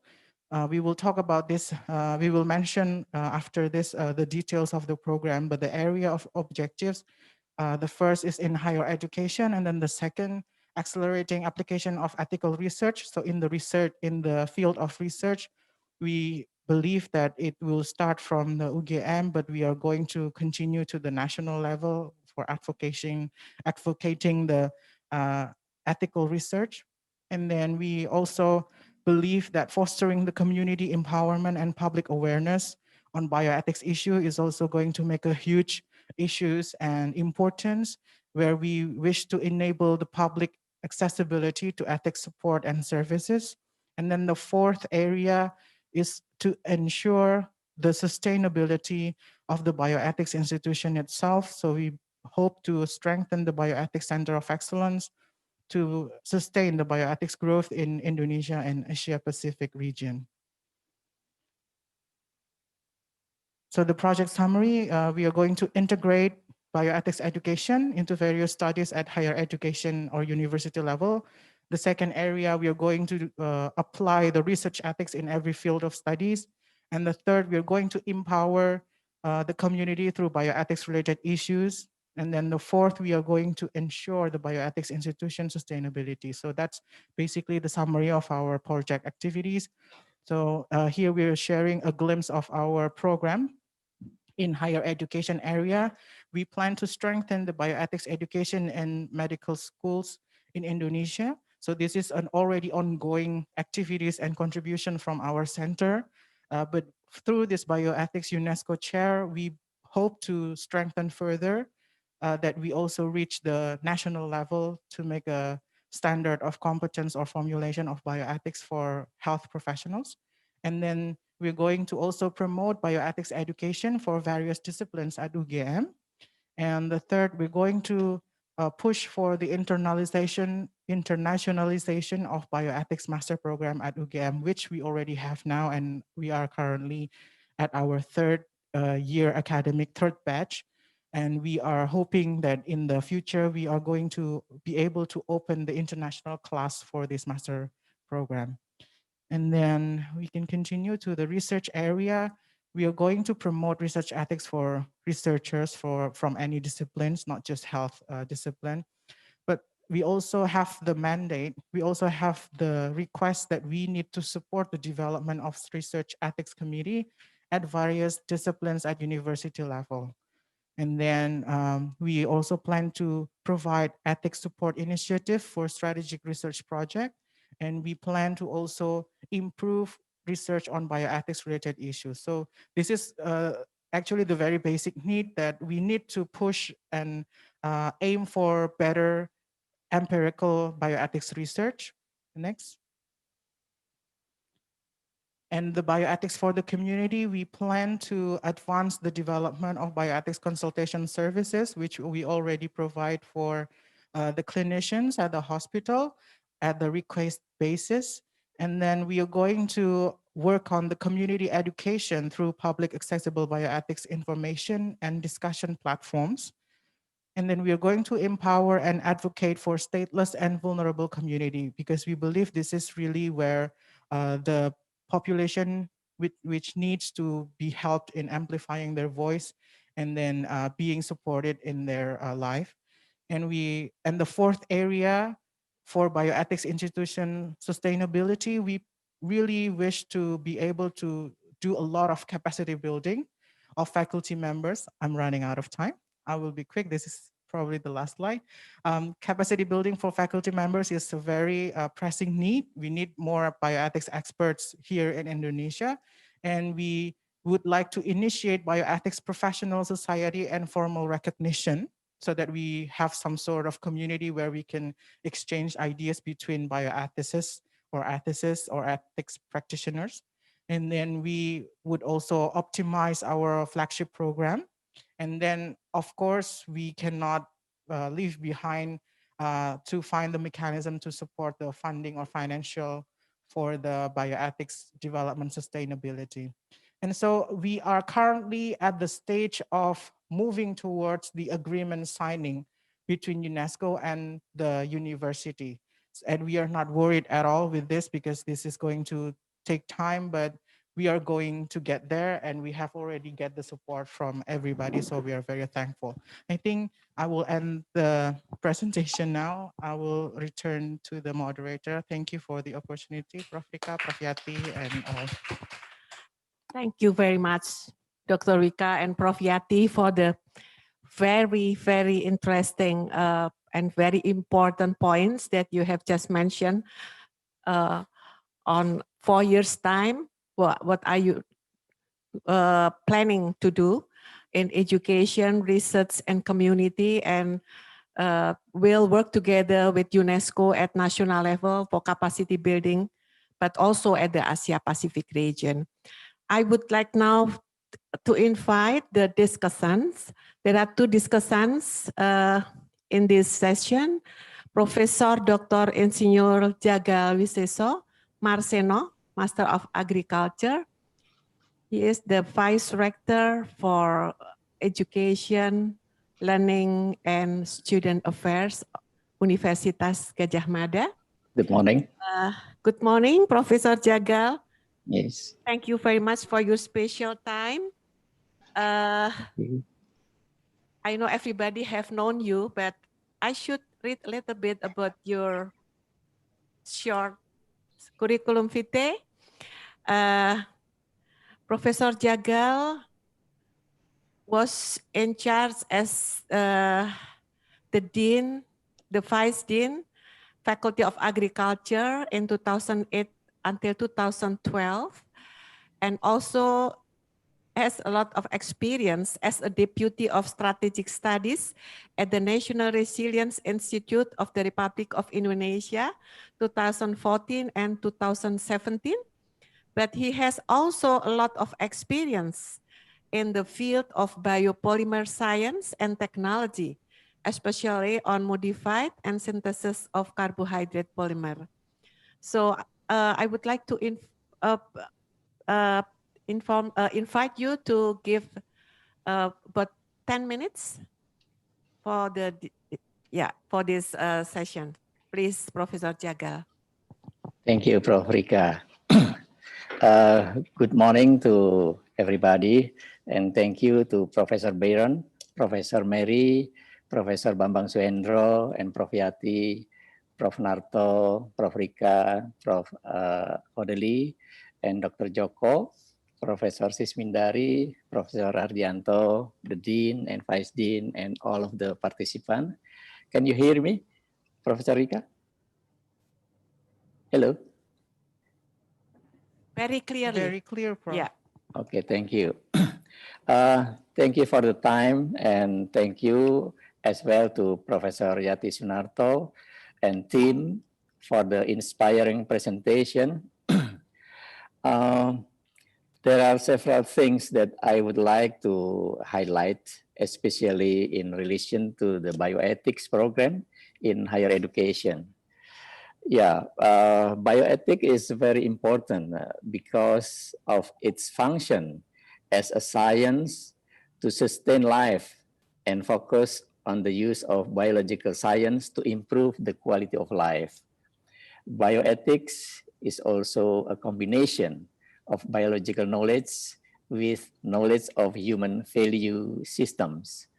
On the other hand, bioethics also function as a bridge between science and the humanities, helping humanity to remain safe and sustainable, and perfecting the world to be more civilized.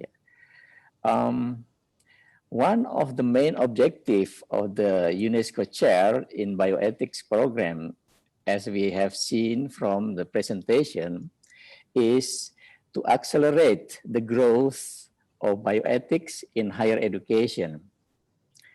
This goal shall be achieved in UGM through at least 4 policies. The first one is strengthening of capacity building of bioethics education in Indonesia Medical and Health School. The second one, promoting and integrating bioethics education for various disciplines.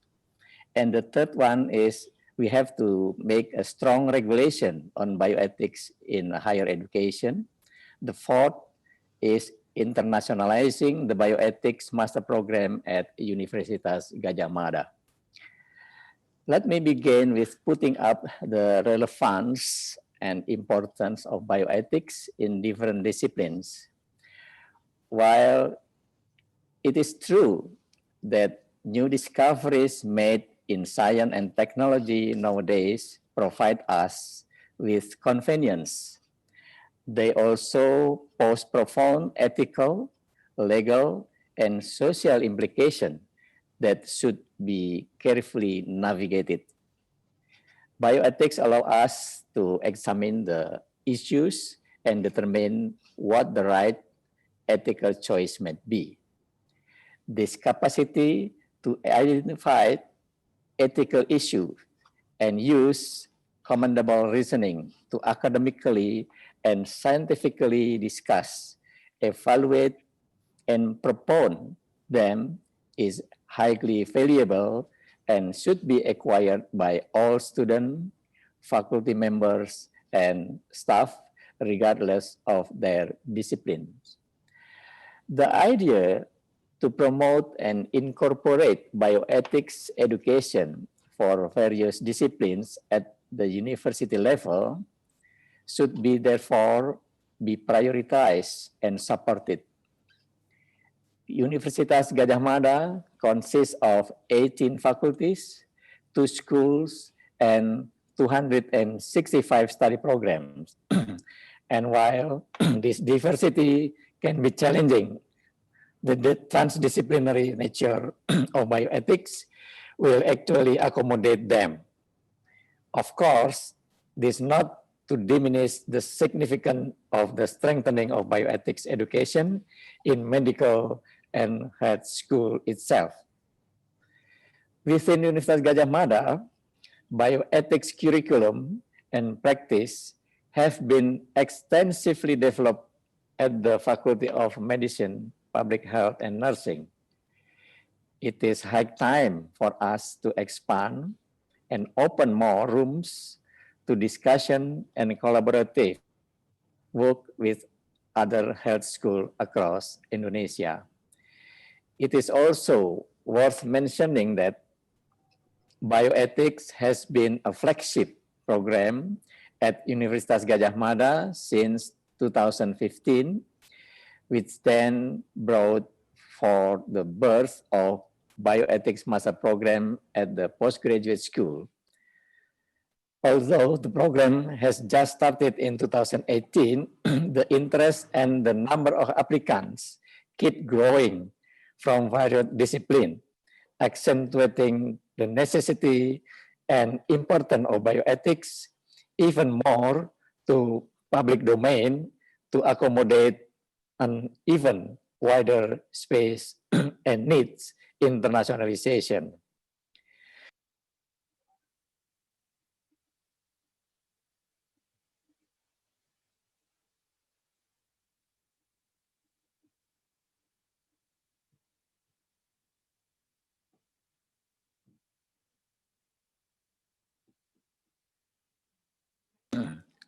Hello, sorry.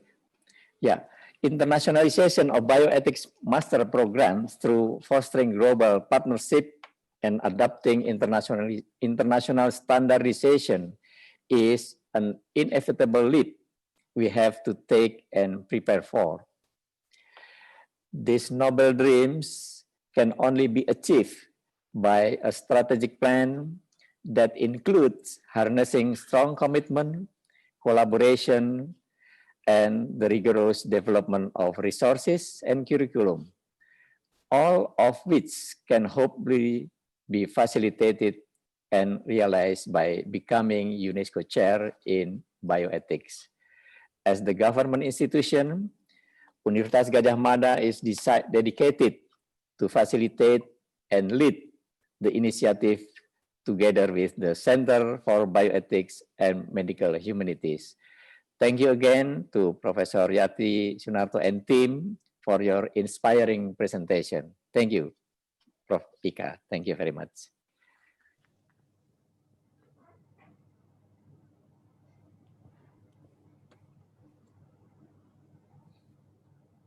Yeah, thank you, Prof. Jekyll, for the thank you excellent speak. And the second discussion is we invite Professor Candice Retno. She is currently Vice Dean of Academic Affairs in the Faculty of Medicine, Public Health and Nursing, Universitas Gadjah Mada. Because of the limited time, I will not read all the CVs, but one thing catches my eyes is the last paragraph of your CVs, that you already speakers in hundreds of national and international workshop and seminars. This is one true things about Prof. Kandas that we already knew. And we would like to hear about your inputs, Prof, on our program. And as usual, we would like to hear your challenge also to us in bioethics on how we should go through the UNESCO chair on bioethics program. As a medical educators, experts, we believe that you will have lots of ideas on how we should run this program. To Prof. Kandas, please, the time is yours. Thank you very much, Dr. Asif. First of all, I would like to thank to Center for Bioethics and Medical Humanities that have invited me to join this such a valuable meeting. And I also want to congratulate as well for stunning accomplishment because it's already been granted status as UNESCO chair. So congratulations for the leadership from Professor Sunarto, Professor Yati, Professor Rika, and all the team at the Center for Bioethics and Medical Humanities, as well as all partner, local, national, and international partners. Because this is less than 10 minutes, I have 3 slides. Would you allow me to present using those 3 slides? Yeah.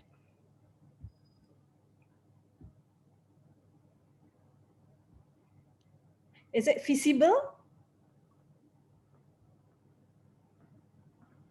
Clearly visible. Thank you. So as presenting by Dr. Wika so clearly that within the UNESCO chairs project, there are 4 focus, and I will not repeat again, but to support those kind of focus or aims during the next 4 years, I would like to try to recall and reflect the very rich and long-standing contribution from Center of Bioethics and Medical Humanities given to the faculty as well as to university and also to wider communities.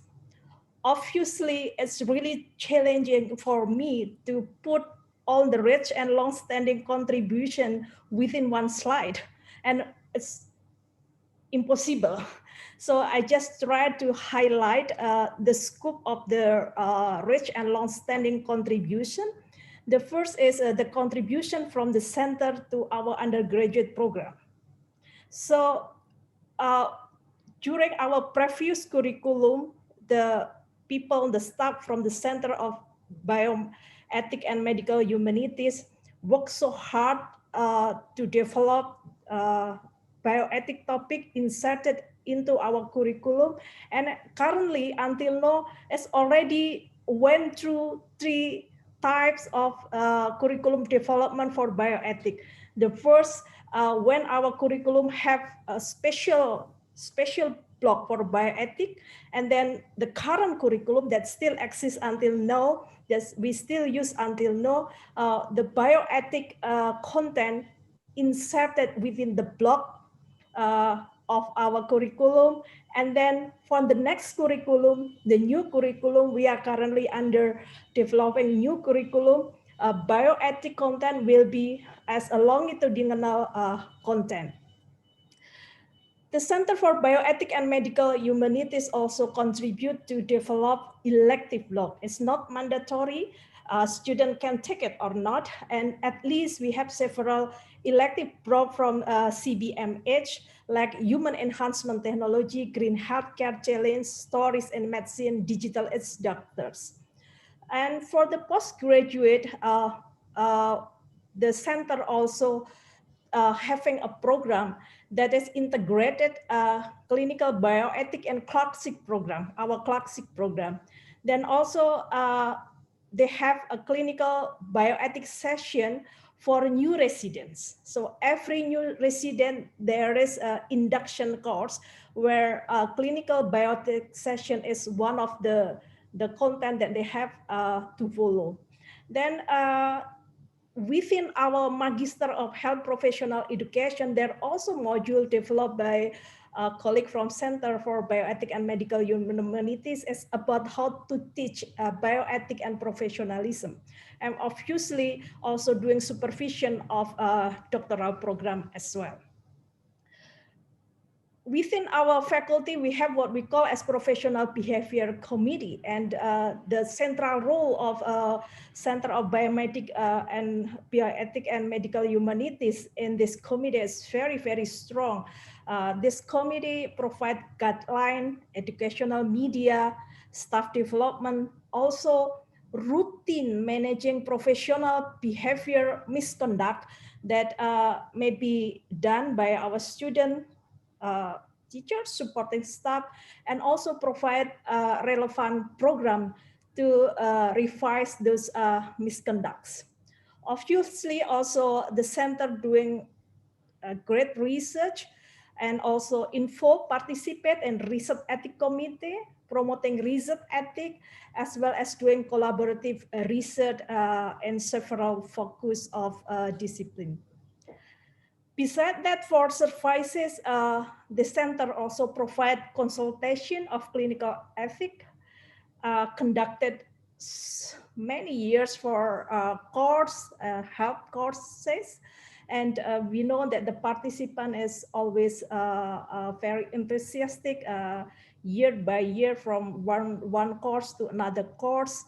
Also routine Wednesday meeting, and as well as dissemination of bioethics for wider public. Obviously, there are still many things that's done, but at least those can highlight the area, the main area that the center has worked so hard, contribute greatly to our institution. So we do believe that the aim to accelerate bioethic development under the program, the project of bioethic chair will be achieved with the support from all our partner. And here I try to see some opportunities, some areas that perhaps could be incorporated within the project of UNESCO chair. So the first is about teaching bioethics, the fundamental, the foundation, and the principal value of bioethics. We know that in Indonesia, there are more than 90 medical schools and also another higher institution that need for this kind of module or topic that should be taught. But we also know that there are limited persons that be able to deliver that. And also geographically, it's not quite easy, but learning from pandemic as well, that online learning can be done. So one of what I think for the project that perhaps can be incorporated is that forming small team and then try to develop core module that obligatory, mandatory, must be followed by a medical student, but the delivery can be done more centrally. So for example, not only from one central, but for example, can be divided into six regions, like the region of Association of Medical Faculty Institution that have 6 regions. So for example, the core module is similar, but the delivery can be centrally and can be followed by the student through distance learning program. Previously, Mr. Irakli already mentioned so clearly that the core principle and value of bioethic curriculum perhaps similar, but because the application in the different context, it can be adapted, although the values and the principle is still similar. So this team can decide what kind of material content that must be achieved by all medical students. It will be beneficial for all medical school in Indonesia. And for postgraduate, of course, it can be working with the specialist colleague, and also for continuing medical education, working with ED, Indonesian Medical Association, like what we're going to observe a few minutes later. And then there is also opportunity in our country so far, because the Ministry of Education already declared a policy called Merdeka Belajar, Kampus Merdeka. Although the health field is exemption for allowing the student to take until 3 semesters to take the course in different study program, or even in different university, or even in different country using various method. But we understand that there are space that can be done in medical and health professional education as well. So for example, the elective module that had been developed by the center earlier also can be offered to wider student, not only for student within Faculty of Medicine, Public Health and Nursing, or within Universitas Gadjah Mada, but even wider to any student in Indonesia or in beyond Indonesia. And there are also some platform that can support, like at faculty, we have GAMEL, at university, we have ELO, at national level, the ministry also provide a platform like a SPADA. The other focus that I mentioned within the project of UNESCO chair is empower wider community. So I would like to share as well that I think during the pandemic, there are so many ethical issues that lay people also want to know. And this is opportunity to empower community as well. And we are fortunate because within the faculty led by Dr. Meneni, we developed a TV channel called as Inna Health channel. And within university also having UGM channel. I understand that for Inna Health, for example, until today, it's already have 4 million viewers and 50,000 subscribers. So this is the platform that perhaps also can help the project under UNESCO chair to empower wider community regarding ethical issue. The last actually already mentioned by Dr. Asif in previous presentation.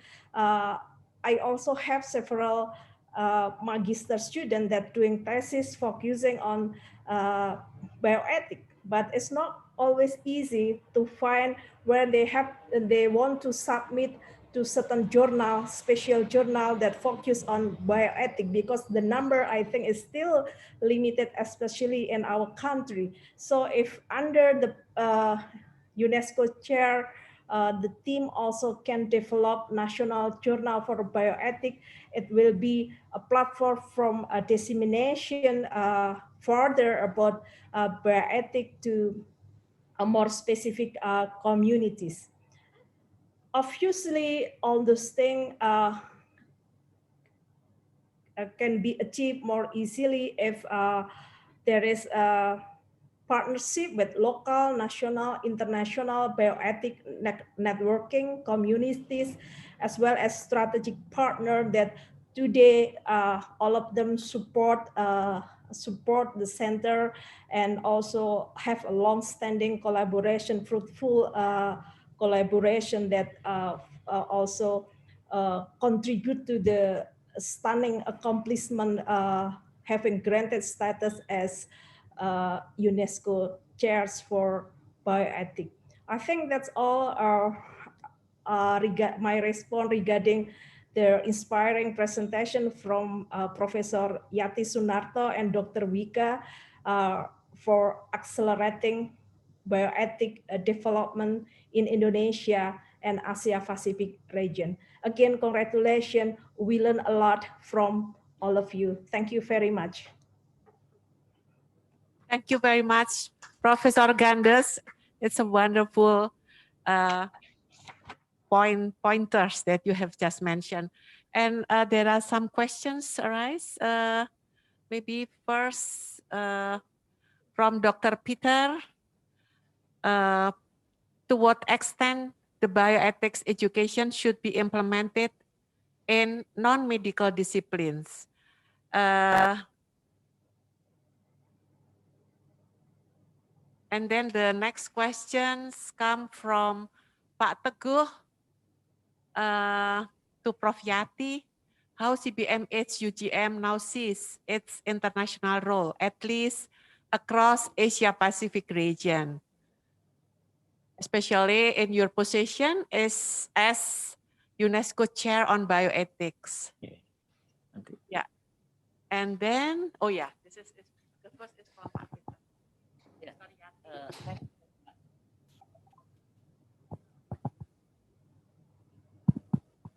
Thank you very much, Pak Peter. It's with your very good questions that also come into my my thought that to what extent bioethics should be implemented in non-medical disciplines. Yeah, as we all know that it is not easy, so it will be answered by our team, I believe. Non-medical disciplines, but yeah, actually because medical and faculty of medicine or medical doctors never work within teamwork. We always work with non-doctor, even non-medical, because the goal of the doctor to dealing with patients is not only medical problems, but environment. I think we all realize it. And also that so that's why the bioethics teaching is also at the same policy for other disciplines in medical school, other field. So we started from the very beginning, very early, and in trust discipline within the medical school, so that in a teamwork. So that's why should be implemented from the very beginning to all discipline which work inside the teamwork in the medical schools. And even in non-medical school, we have started to work together and teach together with all of our colleagues from other faculties and other schools. And I am inviting our colleagues, my Vika, my youngest, but I believe that she has maybe her own thought, and then others. Thank you. Thank you, Prof. Yati. Maybe Prof. Yati would like to also answer the next question, or should we address this first? Yeah. Okay. Thank you for the opportunity, Prof. Yati. And the moderator, I request the permission to continue on the points that Prof. Yati has raised. It's very important. We believe for our field of work, especially in health and medicine, we already acknowledge and we are aware that solving health medical problem cannot be approached from only biological and health or medicine expertise. So we are first-hand witness that we need to approach and learn from other perspectives and with different experts. And so the idea that Prof. Yati has also raised is that in order for us to be able to communicate with the same language, we believe with bioethics principles and with bioethics concepts, that needs to be somehow be the bridge or the place where different expertise could interact. So I think that's really the main idea why we really want to push forward. We are looking for friends to work together and help us solve so many complicated problems. And so that's really the basic idea in my personal opinion. But then the practical or the pragmatic answer to the question from Dr. Peter is really what we are seeking to understand as well. Like what extent the curriculum needs to be integrated into other schools, the non-medical schools. That's really part of our aim, that we want to understand the need and also the context in different disciplines related to the dilemma and ethical problems, because we believe the language of bioethics refers to not just medical or clinical ethics, but we believe it also encompasses the different area of discipline that is related to the biological or living creatures in this universe. So it would also encompass the environmental ethics and the social ethics and policy ethics, business ethics. So there are so many areas that bioethics could be the place for interaction. So really the answer to that will be, we also hope to get the answer to the bottom of that during our project in UNESCO chair on bioethics. So I guess that's really just my idea and my understanding. So I returned, this is from Pak Teguh, but different question. So maybe Prof. Narto would like to comment. So I will hand over to Prof. Narto for another comment. Yeah, it is not easy, but I would like to make it easy. For example, in the presence of respect for others, it's mean not only respect among human, but also human and animals, and also human and plantation, and also human and environment. In this case, I think all of the faculties should start with the bioethic education, not only in health, but also in, for example, faculty of animal, yeah, and also in agriculture, for example. That is an example that we can see the importance of our student, even our teachers, to know the bioethic related to human, related to animals, related to agriculture, and also to environment. Yeah, that is. Yeah. One more question, maybe Prof. Narto from Dr. Teguh. Prof. Yati.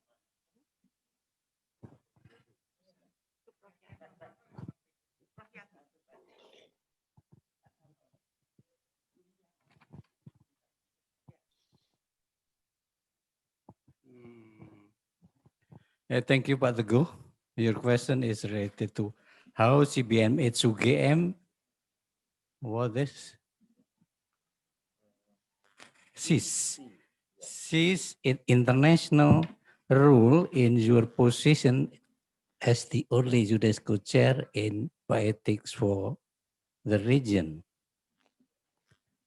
Yeah, as far as know that even the UNESCO Jakarta, Dr. Irakli, I think, just stated that for a moment, the region of Asia Tenggara, or maybe more, is in CBMH UGM. But if it is wrong, I think, Pak Teguh, do you see that the UNESCO chair, not only in UGM, but also in the other centers or other universities in Asia, maybe you can explain to us if you see that. So it is very sorry.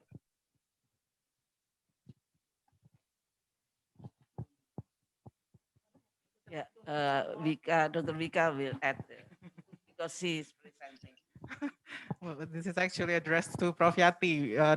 Prof. Teguh is missing Prof. Yati to question to lovely Prof. Yati. So maybe it's just my personal opinion, maybe going back to our objectives for accelerating the bioethics development in the Asia Pacific region, we believe in our discussion, we believe that what we have done so far, and we have gained so many friends and partners. So we, with this UNESCO chair, we believe that it could provide the home or the forum for us to really strengthen the connection. So I don't know, maybe some may call it leadership, but then what's more important is really to work hand in hand, and then we do now have the formal place or forum or project to actually grounded our partnership, working on something tangible and with output. So I think that's really the idea why this UNESCO chair is somehow a breath of air, fresh air for our efforts, is because we now have the tangible a place project to request for partnerships and commitment from our other colleagues and collaborators. And just a little bit, just across my mind, it's really relevant to Dr. Peter's question. We cannot yet provide, I have mentioned, we cannot yet provide the extent of the practical, how far should be the bioethics education implemented in non-medical. But what we know, what we need is that at least we need to get the dialogue going. So whatever the education or curriculum will be for the non-medical disciplines, the aim is to really have this mutual understanding and mutual language in discussing the dilemmas that arise from the science and technology development and the dynamics of the society. So that's really is the bigger idea about the practicality, about the methods, the strategies that we will work on during our course of UNESCO chair. So I guess that's all my point in my personal opinion. Thank you, Dr. Vika, and thank you, Pak Peter. I think in addition to Dr. Vika, actually will be a good answer also from Pak Irakli. Why UNESCO chair? Why UNESCO, what is that? What is that? Accepted our proposal to be a UNESCO chair. That actually, so I would like to invite Prof. Pak Irakli to add our answer. Thank you very much.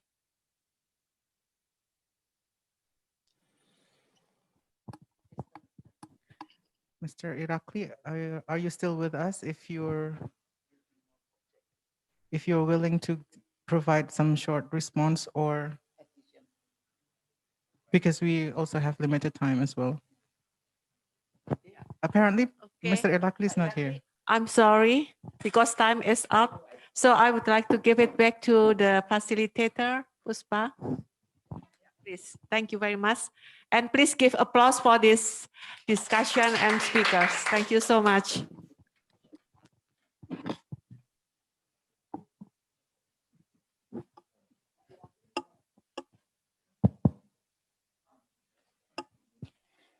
Thank you so much for the speakers, discussants, and also the moderators for the session. It was very, very insightful. And we deeply hope that this initiative can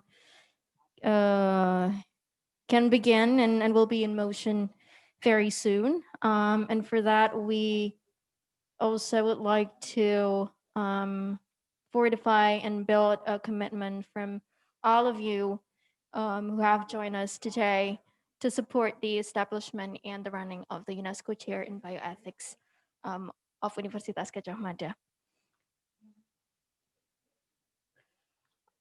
Okay, for the last segment for the first session of today's event, we will listen together to the launching of the Center for Bioethics and Medical Humanities and the Indonesian Association of Indonesian Physicians atau Ikatan Dokter Indonesia. The collaboration on clinical ethics training for Indonesian physicians. Joining us on the session are Pak Dr. Trijoko Hadianto, DTMNH MKes, and Bapak Nur Azid Mahardinata, MD, from the Center for Bioethics and Medical Humanities. We also have here Pak Dr. Joko Murdianto, anesthetist, Master of Public Health, the Chair of Association of Medical Doctor Indonesia atau ID, Yogyakarta. And we also have Dr. Broto Wasisto, DTMNH, Master of Public Health, the Chair of MKEK, the Association of Medical Doctor Indonesia. Kepada ketiga pembicara, kami persilakan. Apakah sudah bersama kami semua? Ya, sudah. J. Sudah. Baik. J, selamat datang. J, selamat datang. Welcome. For the first session, we will have Pak Trijoko, Pak Dr. Trijoko dan Pak Azid. Pak Trijoko, Dr. Trijoko is a lecturer in medical parasitology, Sun Philosophy, Medical Ethics, Hospital Ethics, and Regulation at Universitas Gadjah Mada. He was also a secretary of the Department of Medical Education from 2001 to 2004, chair of curriculum committee from 2013 to present time, and also the chair of Universitas Gadjah Mada's vocational school in midwifery from 2017 to 2018. Monggo kami persilakan kepada Dr. Trijoko dan Dr. Azid untuk right. Maybe a little introduction on Dr. Azid as well. No need. Okay. Dr. Trijoko, please, time is yours. Oke, baik. Alhamdulillah kita bisa bertemu di sini. Assalamualaikum warahmatullahi wabarakatuh.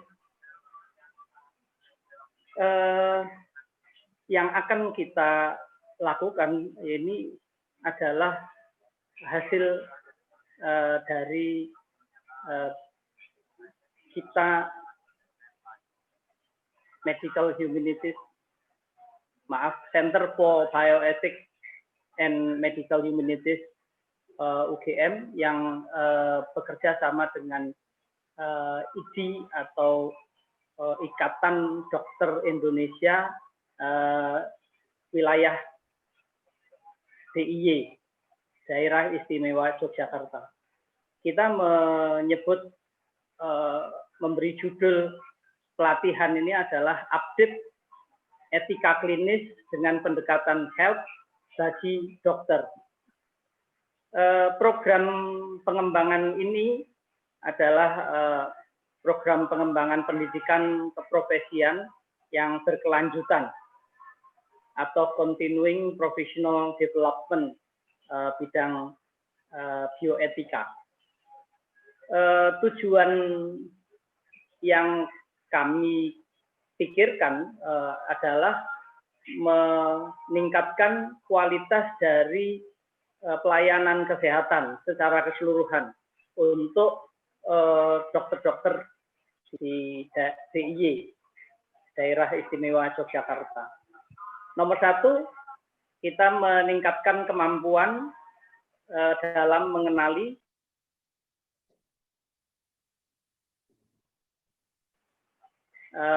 pemecahan masalah etika, moral, dan hukum. Maaf, mungkin bisa ditayangkan, Mas Azid. Di tempat kami masih tertayang, Bob. Oh, sudah ditayangkan. Baik. Kedua, mampu menerapkan berbagai strategi pemecahan masalah, dilema etik dalam pelayanan kesehatan yang sesuai dengan situasi dan kondisi kasus yang ada tanpa kehilangan unsur humaniora, etik, legal, dan profesionalisme. Ketiga, mampu merencanakan penyelesaian sengketa hukum dengan tepat dan meminimalkan risiko tuntutan hukum.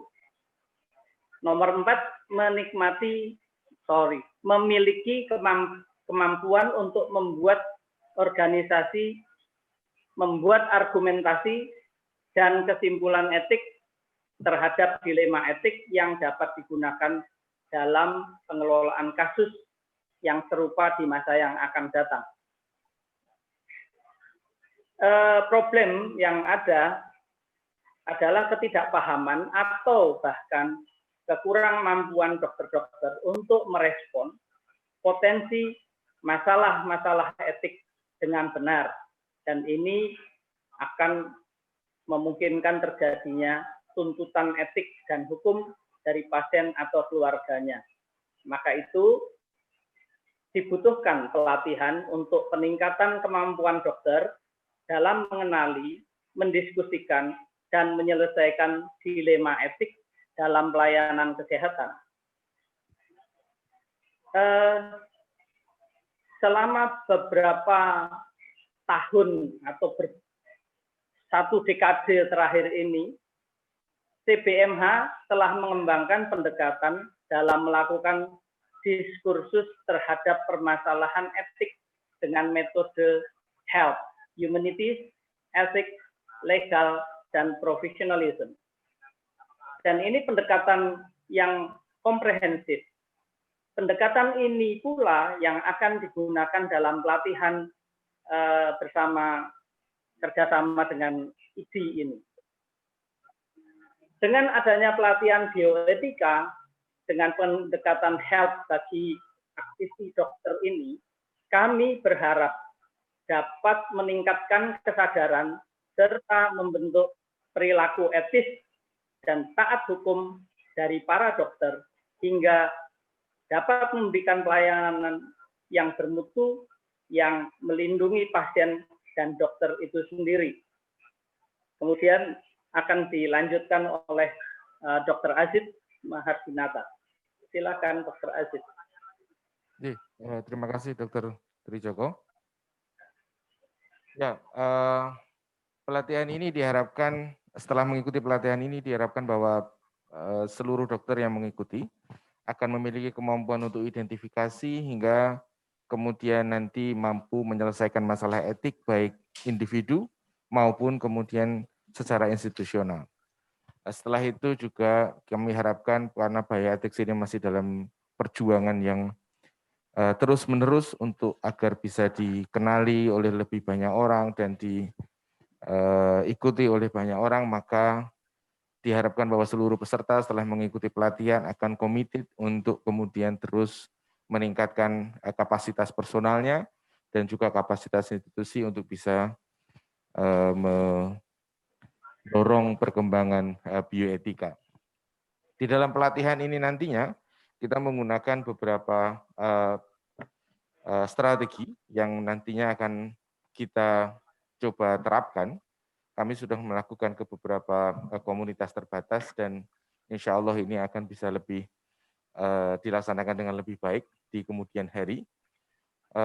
Untuk menghadapi pandemi ini, maka kami menyiapkan platform online untuk seluruh peserta pelatihan ini nantinya, tidak hanya nanti dengan menggunakan apa yang sudah disediakan oleh UGM, yaitu dengan ELO, salah satu sistem online, platform online yang disediakan oleh UGM khususnya untuk seluruh masyarakat agar bisa mendapatkan ilmu pengetahuan secara terbuka, tetapi juga kami akan menggunakan beberapa online platform lain yang saat ini sedang banyak-banyaknya digunakan, begitu. Tidak hanya Zoom atau Webex, tapi juga kita menggunakan kuliah berdasarkan WhatsApp.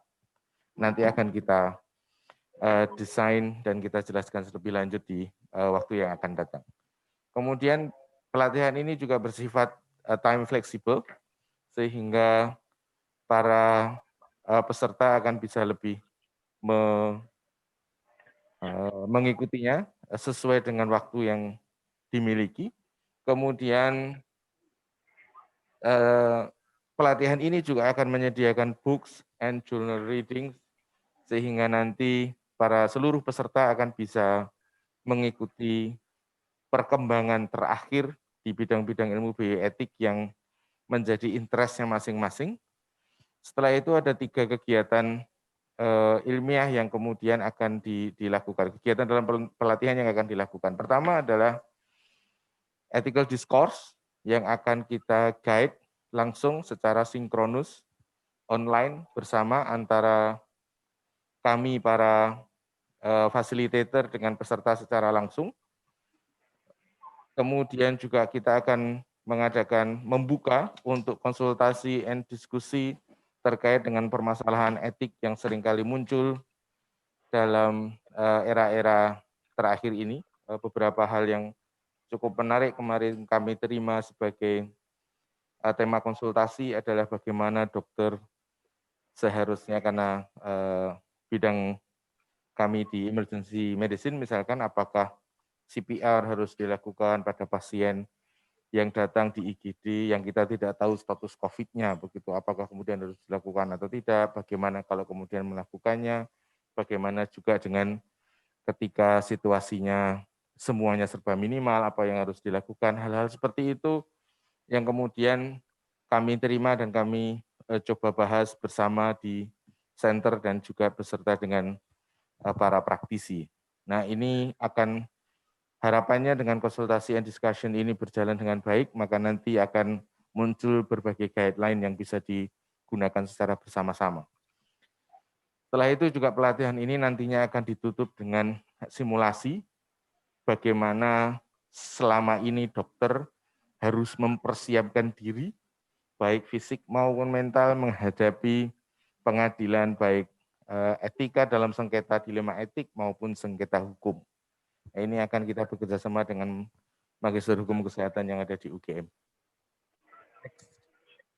Ada 3 kelompok materi yang kemudian akan bisa dinikmati bersama, yaitu compulsory basic, ada yang basic wajib dasar, wajib lanjutan, dan elektif, yang ini nanti akan bisa dipilih sesuai dengan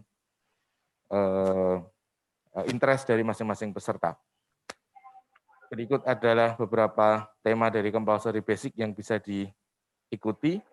Dari perkembangan bioetik itu seperti apa yang kami maksud dengan pendekatan health, kemudian bagaimana kondisi realnya di Yogyakarta.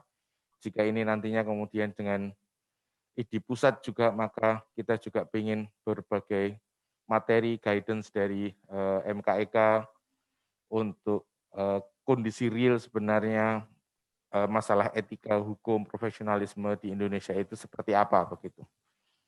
Kemudian kita juga akan bicara tentang basic medical ethics, karena kita berpikirnya adalah bahwa jangan sampai dokter-dokter kita berpikir bahwa setelah disumpah maka automatically akan kemudian menjadi seseorang yang memiliki kemampuan berpikir etik. Begitu, karena etika adalah sebuah ilmu, maka dia harus dipelajari metode berpikirnya dan diperkuat metode cara strategi pemecahan masalahnya. Nah, itu yang ingin kami gali lebih lanjut. Kemudian refreshment dari Kodeki akan kita berikan, kemudian juga bagaimana strategi-strategi untuk memecahkan masalah etika dan hukum, serta bagaimana nanti sebagai individu kita menghadapi berbagai masalah. Lanjut.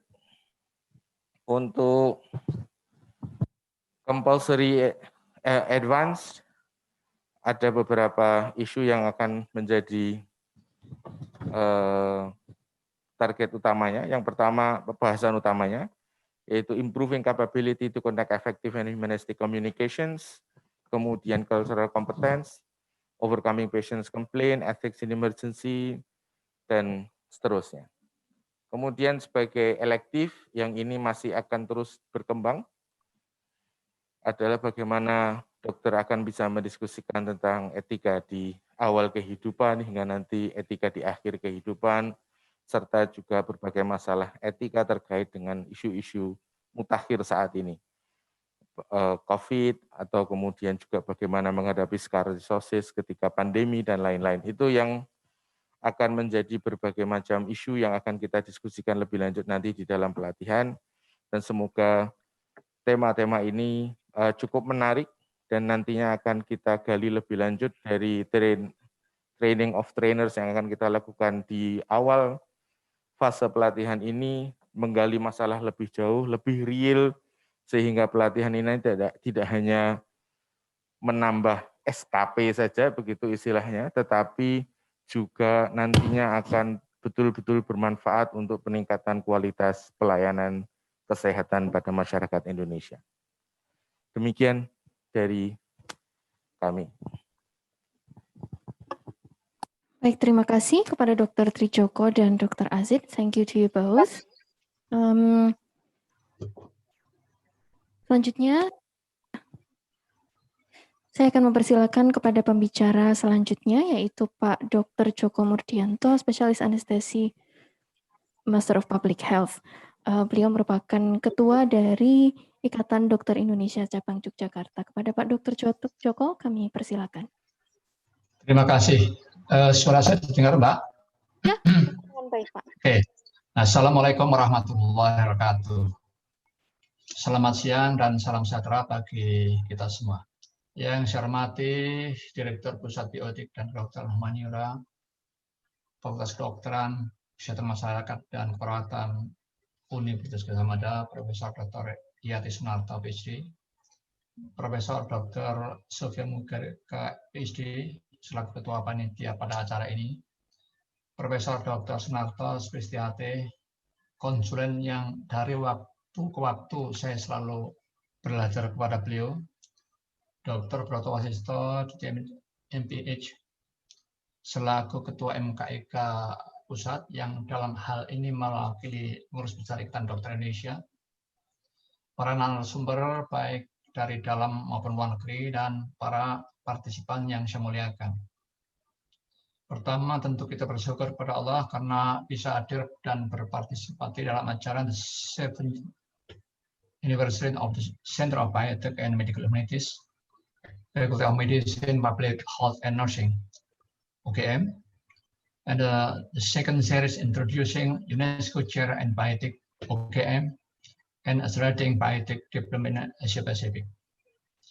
Sungguh menjadi kehormatan bagi kami selaku Ketua ID Wilayah DIY yang diberi kesempatan untuk bisa bergabung di acara yang sangat prestisius dan membanggakan ini. Khususnya bagi kami di wilayah DIY yang diberi kesempatan untuk bisa bekerja sama dengan Pusat BOT dan Kedokteran Humaniora FKKM KUGM, lembaga yang sangat kredibel dengan reputasi tidak saja nasional tapi juga internasional. Barangkali kalau kita melihat ke belakang,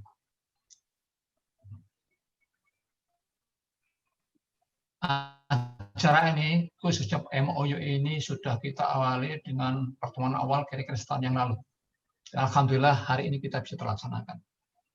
Kami menyadari bahwa bekerja secara profesional berpedoman pada Kode Etik Kedokteran Indonesia dan Sumpah Dokter merupakan kebutuhan kami semua. Di lain pihak, karena kesibukan kerjaan kami, tidak lupa jarang dan tidak lupa sering lalai, Kode Etik Dokter Indonesia dan Sumpah Dokter itu kita laksanakan pada saat praktek profesi. Oleh karena itu kami butuh mitra yang senantiasa bisa membimbing kami menampak jalan yang benar sesuai jati diri dokter Indonesia. Ibu Bapak sekalian, barangkali perlu disampaikan, ide ini tercetus pada saat sebelum saya menjadi Ketua ID Wilayah DIY, saya diberikan amanah sebagai Ketua Biro Hukum Pembinaan dan Pengawasan BHP2A ID Wilayah DIY tahun 2017-2018, yang pada saat itu kami harus mengadvokasi 7 sampai 8 rumah sakit yang hampir semuanya itu berkaitan dengan perilaku dokter. Hulu dari masalah itu adalah tidak disiplinnya dokter. Baik disiplin dalam penerapan norma dan standar, baik itu norma etik dan norma hukum, selain juga tidak disiplinnya di dalam menerapkan standar-standar, baik standar profesi, standar proses operasional. Dan yang kedua adalah ternyata diperlukan komunikasi yang sehat, komunikasi dan keluarga. Itulah dua ujung yang akhirnya membuat kita semua dituntut oleh pasien. Nah, terus sekalian, setelah ditandatangani kerja ini tentu kita akan melakukan tindak lanjut. Salah satunya Dr. Trijoko dan Dr. Asif yang sudah mempresentasikan apa yang kira-kira nanti kita akan dapatkan. Apa yang kami dapatkan. Karena apa?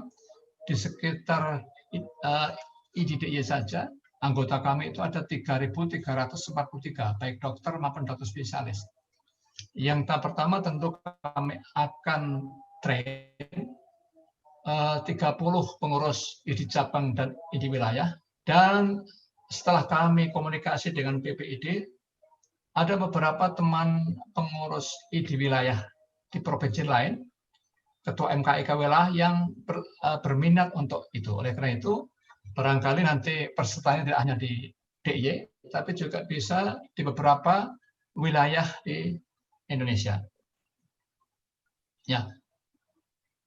Kenapa ini juga kami lakukan, Ibu Bapak sekalian, sesuai dengan himbauan dari Sekretaris Jenderal PPID bahwa setiap acara ilmiah yang itu memerlukan SKP, maka pada saat panitia memohon SKP kepada ID wilayah, harus disertakan di situ materi-materi tentang etik, hukum kesehatan, dan sebagainya. Dalam kesempatan ini mohon dengan hormat kepada Dr. Prof. MPH selaku Ketua MKIK Pusat untuk memberikan sambutannya, barangkali sekaligus memberikan arahan kepada kami berkaitan dengan MOU ini. Akhirnya kami aturkan terima kasih kepada CPMAFK KMK UGM yang sudah memberikan kesempatan kepada kami di wilayah DIY untuk melakukan kerjasama yang sangat baik ini demi masa depan agar ini tetap jaya dalam mengemban amanat kemanusiaan. Demikian sambutan kami, semoga Allah senantiasa memberikan barokah kepada kita semua. Assalamualaikum warahmatullahi wabarakatuh. Waalaikumsalam. Waalaikumsalam warahmatullahi wabarakatuh. Dr. Joko, thank you so much. For the international participants, please rest assured, even though the presentation is delivered in Bahasa Indonesia, the slide that we share to you through the screen is entirely in English. I'm also requesting permission to switch from English to Bahasa Indonesia interchangeably. Untuk pembicara yang ketiga, kami persilakan kepada Dr. Broto Wasisto, DTMH, Master of Public Health, Ketua MKEK dari Ikatan Dokter Indonesia. Dr. Broto, apakah suara saya dapat terdengar?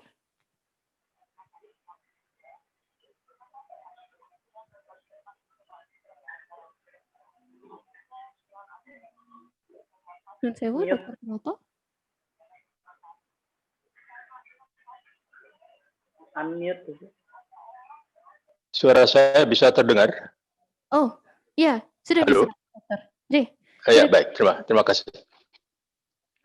Assalamualaikum warahmatullahi wabarakatuh. Selamat pagi, para guru besar yang saya hormati, saudara-saudara sekalian.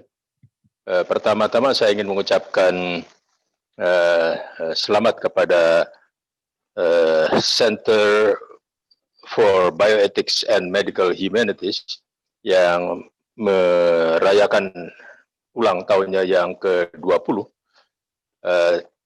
atas berdirinya Center for Bioethics tersebut. Saya sudah melihat dan saya sudah mendengar bagaimana sepak terjang dan kemajuan-kemajuan yang sudah dicapai oleh center ini. Hari ini saya akan menyampaikan tentang collaboration clinical ethics training for Indonesian physician, dan slide saya akan saya sampaikan semuanya dalam bahasa Indonesia secara cepat, yang akhirnya nanti akan saya akhiri dengan sebuah saran tentang collaboration. Next please. Awalnya saya akan menyampaikan tentang definisi atau pengertian daripada etik. Saya lebih banyak bicara etik kedokteran dan tidak dalam skala bioetik. Jadi lebih fokus. Di sini saya menyampaikan pengertian ataupun definisi daripada etik kedokteran sebagaimana didefinisikan oleh MKEK. Etik kedokteran dalam ID diartikan sebagai sekumpulan nilai-nilai dan moralitas profesi kedokteran sebagaimana tercantum dalam kodeki serta juga tercantum dalam fatwa-fatwa etik, pedoman-pedoman etik, dan juga berbagai kesepakatan-kesepakatan lainnya. Secara singkat, definisi daripada etik kedokteran yang saya anut di sini antara lain adalah nilai-nilai atau petunjuk yang memberi arah pengambilan keputusan dalam praktek kedokteran. Kita tahu bahwa definisi daripada etik kedokteran itu banyak sekali. Di sini saya ambil yang sangat sederhana dan mudah dipahami serta kita cantumkan di dalam dokumen-dokumen ID yang ada. Berikutnya saya akan menyampaikan tentang, next please. Saya akan menyampaikan tentang perkembangan etik kedokteran di Indonesia. Slide please. Iya, perkembangan etik kedokteran di Indonesia sangat menarik. Untuk pertama kali etik kedokteran di Indonesia sebetulnya disusun oleh musyawarah kerja susila kedokteran. Jadi pada saat itu tahun 60-an di Kementerian Kesehatan atau Departemen Kesehatan terdapat sebuah divisi yang bekerja secara fungsional tentang etik kedokteran. Pada saat itu disebut sebagai susila kedokteran. Rumusan tahun 1969 itu ternyata sebenarnya diambil daripada hasil daripada sebuah rapat internasional dari World Medical Assembly di Sydney tahun 1968. Jadi untuk pertama kali Indonesia mempunyai rumusan tertulis tentang etik kedokteran itu pada 69 yang sebetulnya diambil dari hasil World Medical Association Assembly yang diadakan di Sydney. Namun demikian pada tahun 1983 kode etik kedokteran kemudian diresmikan melalui sebuah dekret ataupun keputusan Menteri Kesehatan nomor 34 tahun 83. Jadi di sini nampak bahwa etik kedokteran diadopsi oleh pemerintah dan diterbitkan melalui sebuah keputusan pemerintah. Namun demikian beberapa tokoh Ikatan Dokter Indonesia pada saat itu merasa janggal bahwa mengapa etik kedokteran itu dirumuskan oleh pemerintah. Karena etik kedokteran adalah mengatur mengenai perilaku praktek kedokteran oleh para dokter, mestinya hal itu harus dirumuskan oleh para dokter sendiri. Maka pada menjelang tahun 2000, para dokter, para pengurus Ikatan Dokter Indonesia memutuskan untuk menyusun kembali ikatan kodeki atau kode etik kedokteran yang disusun oleh para dokter sendiri. Dan pada tahun 2002 keluarlah sebuah kode etik kedokteran Indonesia yang dirumuskan oleh para dokter sendiri, dan itu kemudian disahkan oleh Muktamar ID. Muktamar ID adalah sebuah pertemuan yang diikuti oleh seluruh cabang dari kabupaten maupun kota dan provinsi yang menetapkan berbagai kebijakan dari Ikatan Dokter Indonesia. Namun demikian tahun 2012 sesudah tahun 2000 sebenarnya ada beberapa revisi kecil dari etik kedokteran. Namun demikian revisi besar itu kemudian terjadi pada tahun 2012 dan revisi ini dilengkapi atau kodeki itu kemudian dilengkapi dengan berbagai penjelasan-penjelasan ataupun ide detail daripada setiap nilai yang ada di dalam kodeki. Next please. Berikutnya saya akan menyinggung sedikit tentang pendidikan etik kedokteran di Indonesia. Pada zaman Belanda diduga sudah ada hal-hal yang berkaitan dengan pendidikan etik kedokteran di fakultas-fakultas kedokteran. Namun demikian harus saya akui bahwa informasi tentang pendidikan etik kedokteran itu di zaman Belanda sangat terbatas. Yang dapat kami jumpai adalah satu sumpah dokter ya dengan versi Belanda yang memang itu sangat berbeda daripada apa yang kita kenali sekarang. Nah, sekitar tahun 1960-an di FKUI ketika itu saya menjadi mahasiswa mulai diajarkan etik kedokteran sebagai kurikulum tambahan dan itu diberikan oleh Profesor Sutomo Cokronegoro. Beliau adalah seorang patolog anatom dan kemudian juga dalam waktu yang hampir bersamaan di FKUI ada kurikulum yang disebut sebagai studium general oleh Profesor Slamet Iman Santoso. Tapi studium general lebih banyak menyangkut hal-hal yang berkaitan dengan filsafat dan etik umum dalam kehidupan. Jadi pada sekitar tahun 60-an sudah ada keinginan untuk memberikan pendidikan atau pengajaran di dalam etik kedokteran.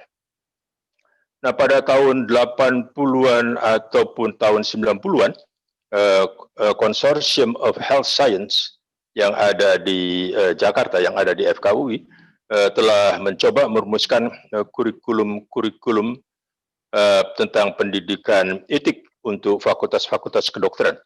Tapi dalam kenyataannya kurikulum tersebut belum efektif. Dari Profesor Suprapti Samil yang menjadi Ketua MKEK pada tahun 90-an, saya mendapat informasi bahwa pendidikan etik di fakultas-fakultas kedokteran itu belum efektif atau banyak yang tidak menjalankan. Alasan utamanya adalah belum adanya dosen-dosen khusus di dalam etik kedokteran. Oleh karena itu, walaupun kurikulum dari etik kedokteran itu sudah dirumuskan, yang saya katakan tadi ternyata belum efektif, namun demikian perkembangan antar fakultas-fakultas kedokteran dalam kemampuan untuk melakukan pendidikan etik kedokteran itu memang berbeda-beda.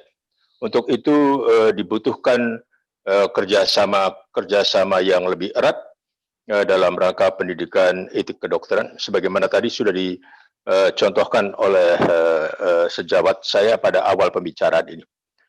Nah, next please.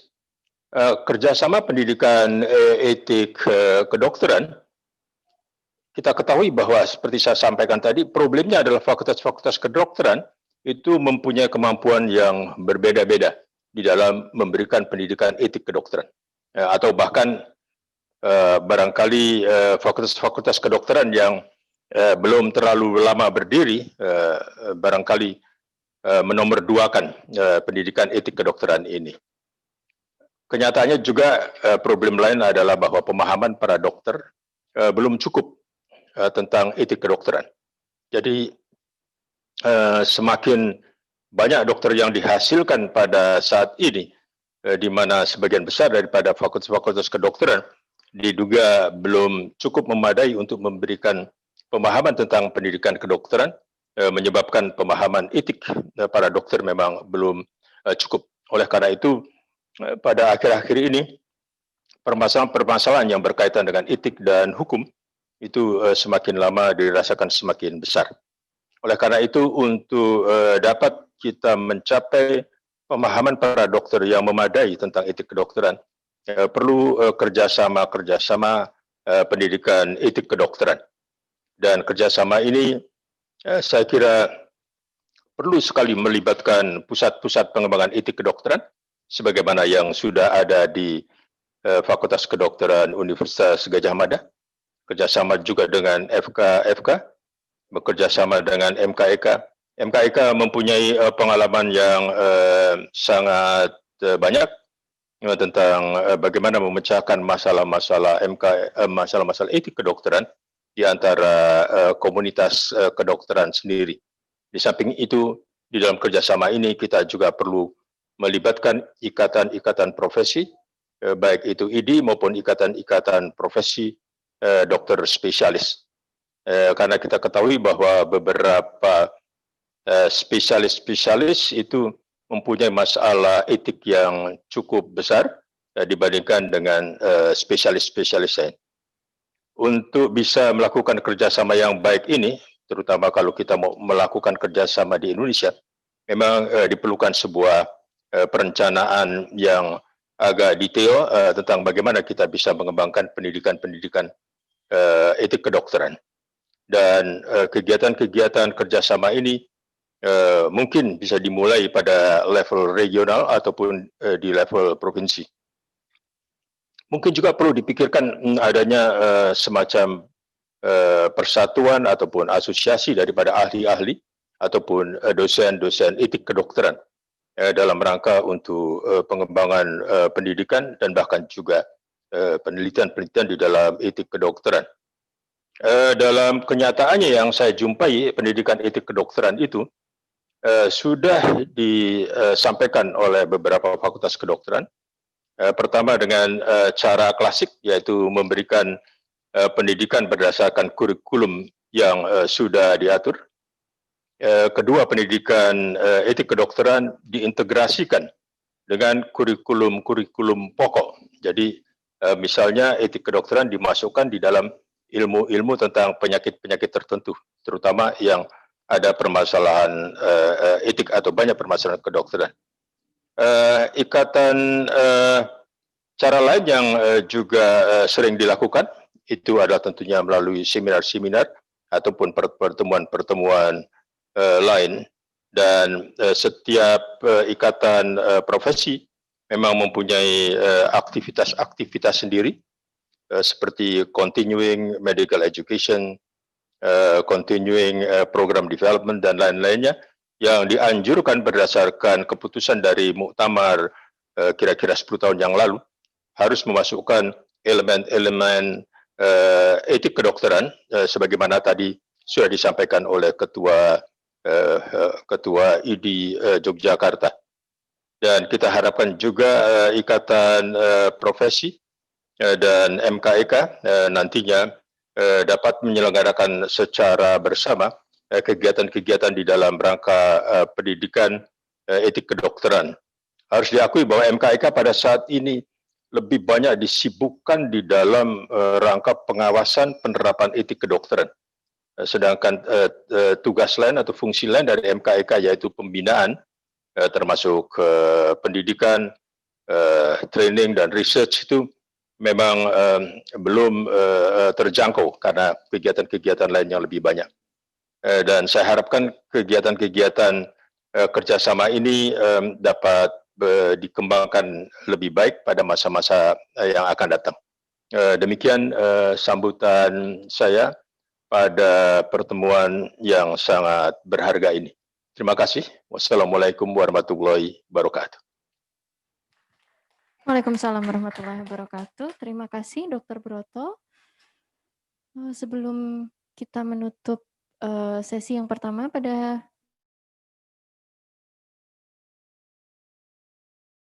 Prof. Yati untuk memberikan tanggapan begitu Prof. pada sesi ini. Terima kasih.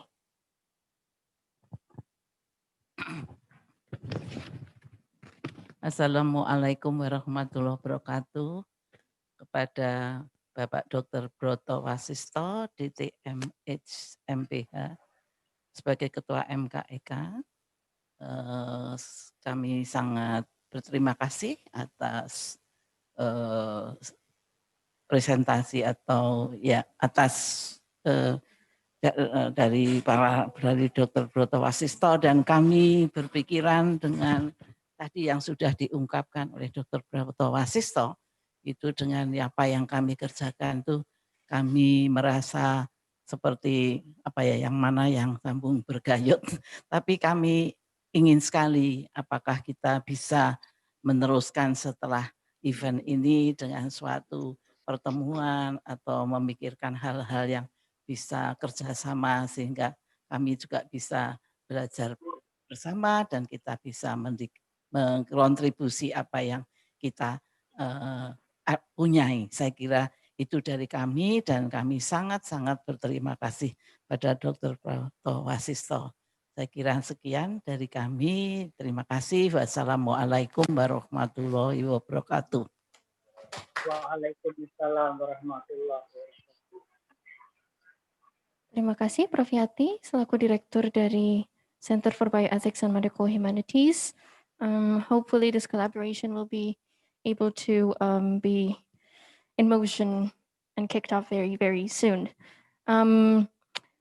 Ladies and gentlemen, that signs the end of the first session of our event for the day. Do not forget that we will continue to the next session, the second session, starting from 1 p.m. So we have more or less 40 minutes for break. And we will come back with, of course, an even more exciting and interesting set of topics that will be discussed on the next session.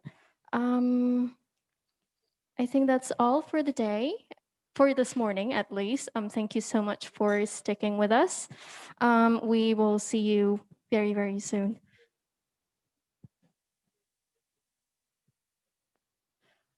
Oh, and we are hoping to see you at 1 p.m. on the same channel, same link. Assalamualaikum warahmatullahi wabarakatuh. Good afternoon, everyone.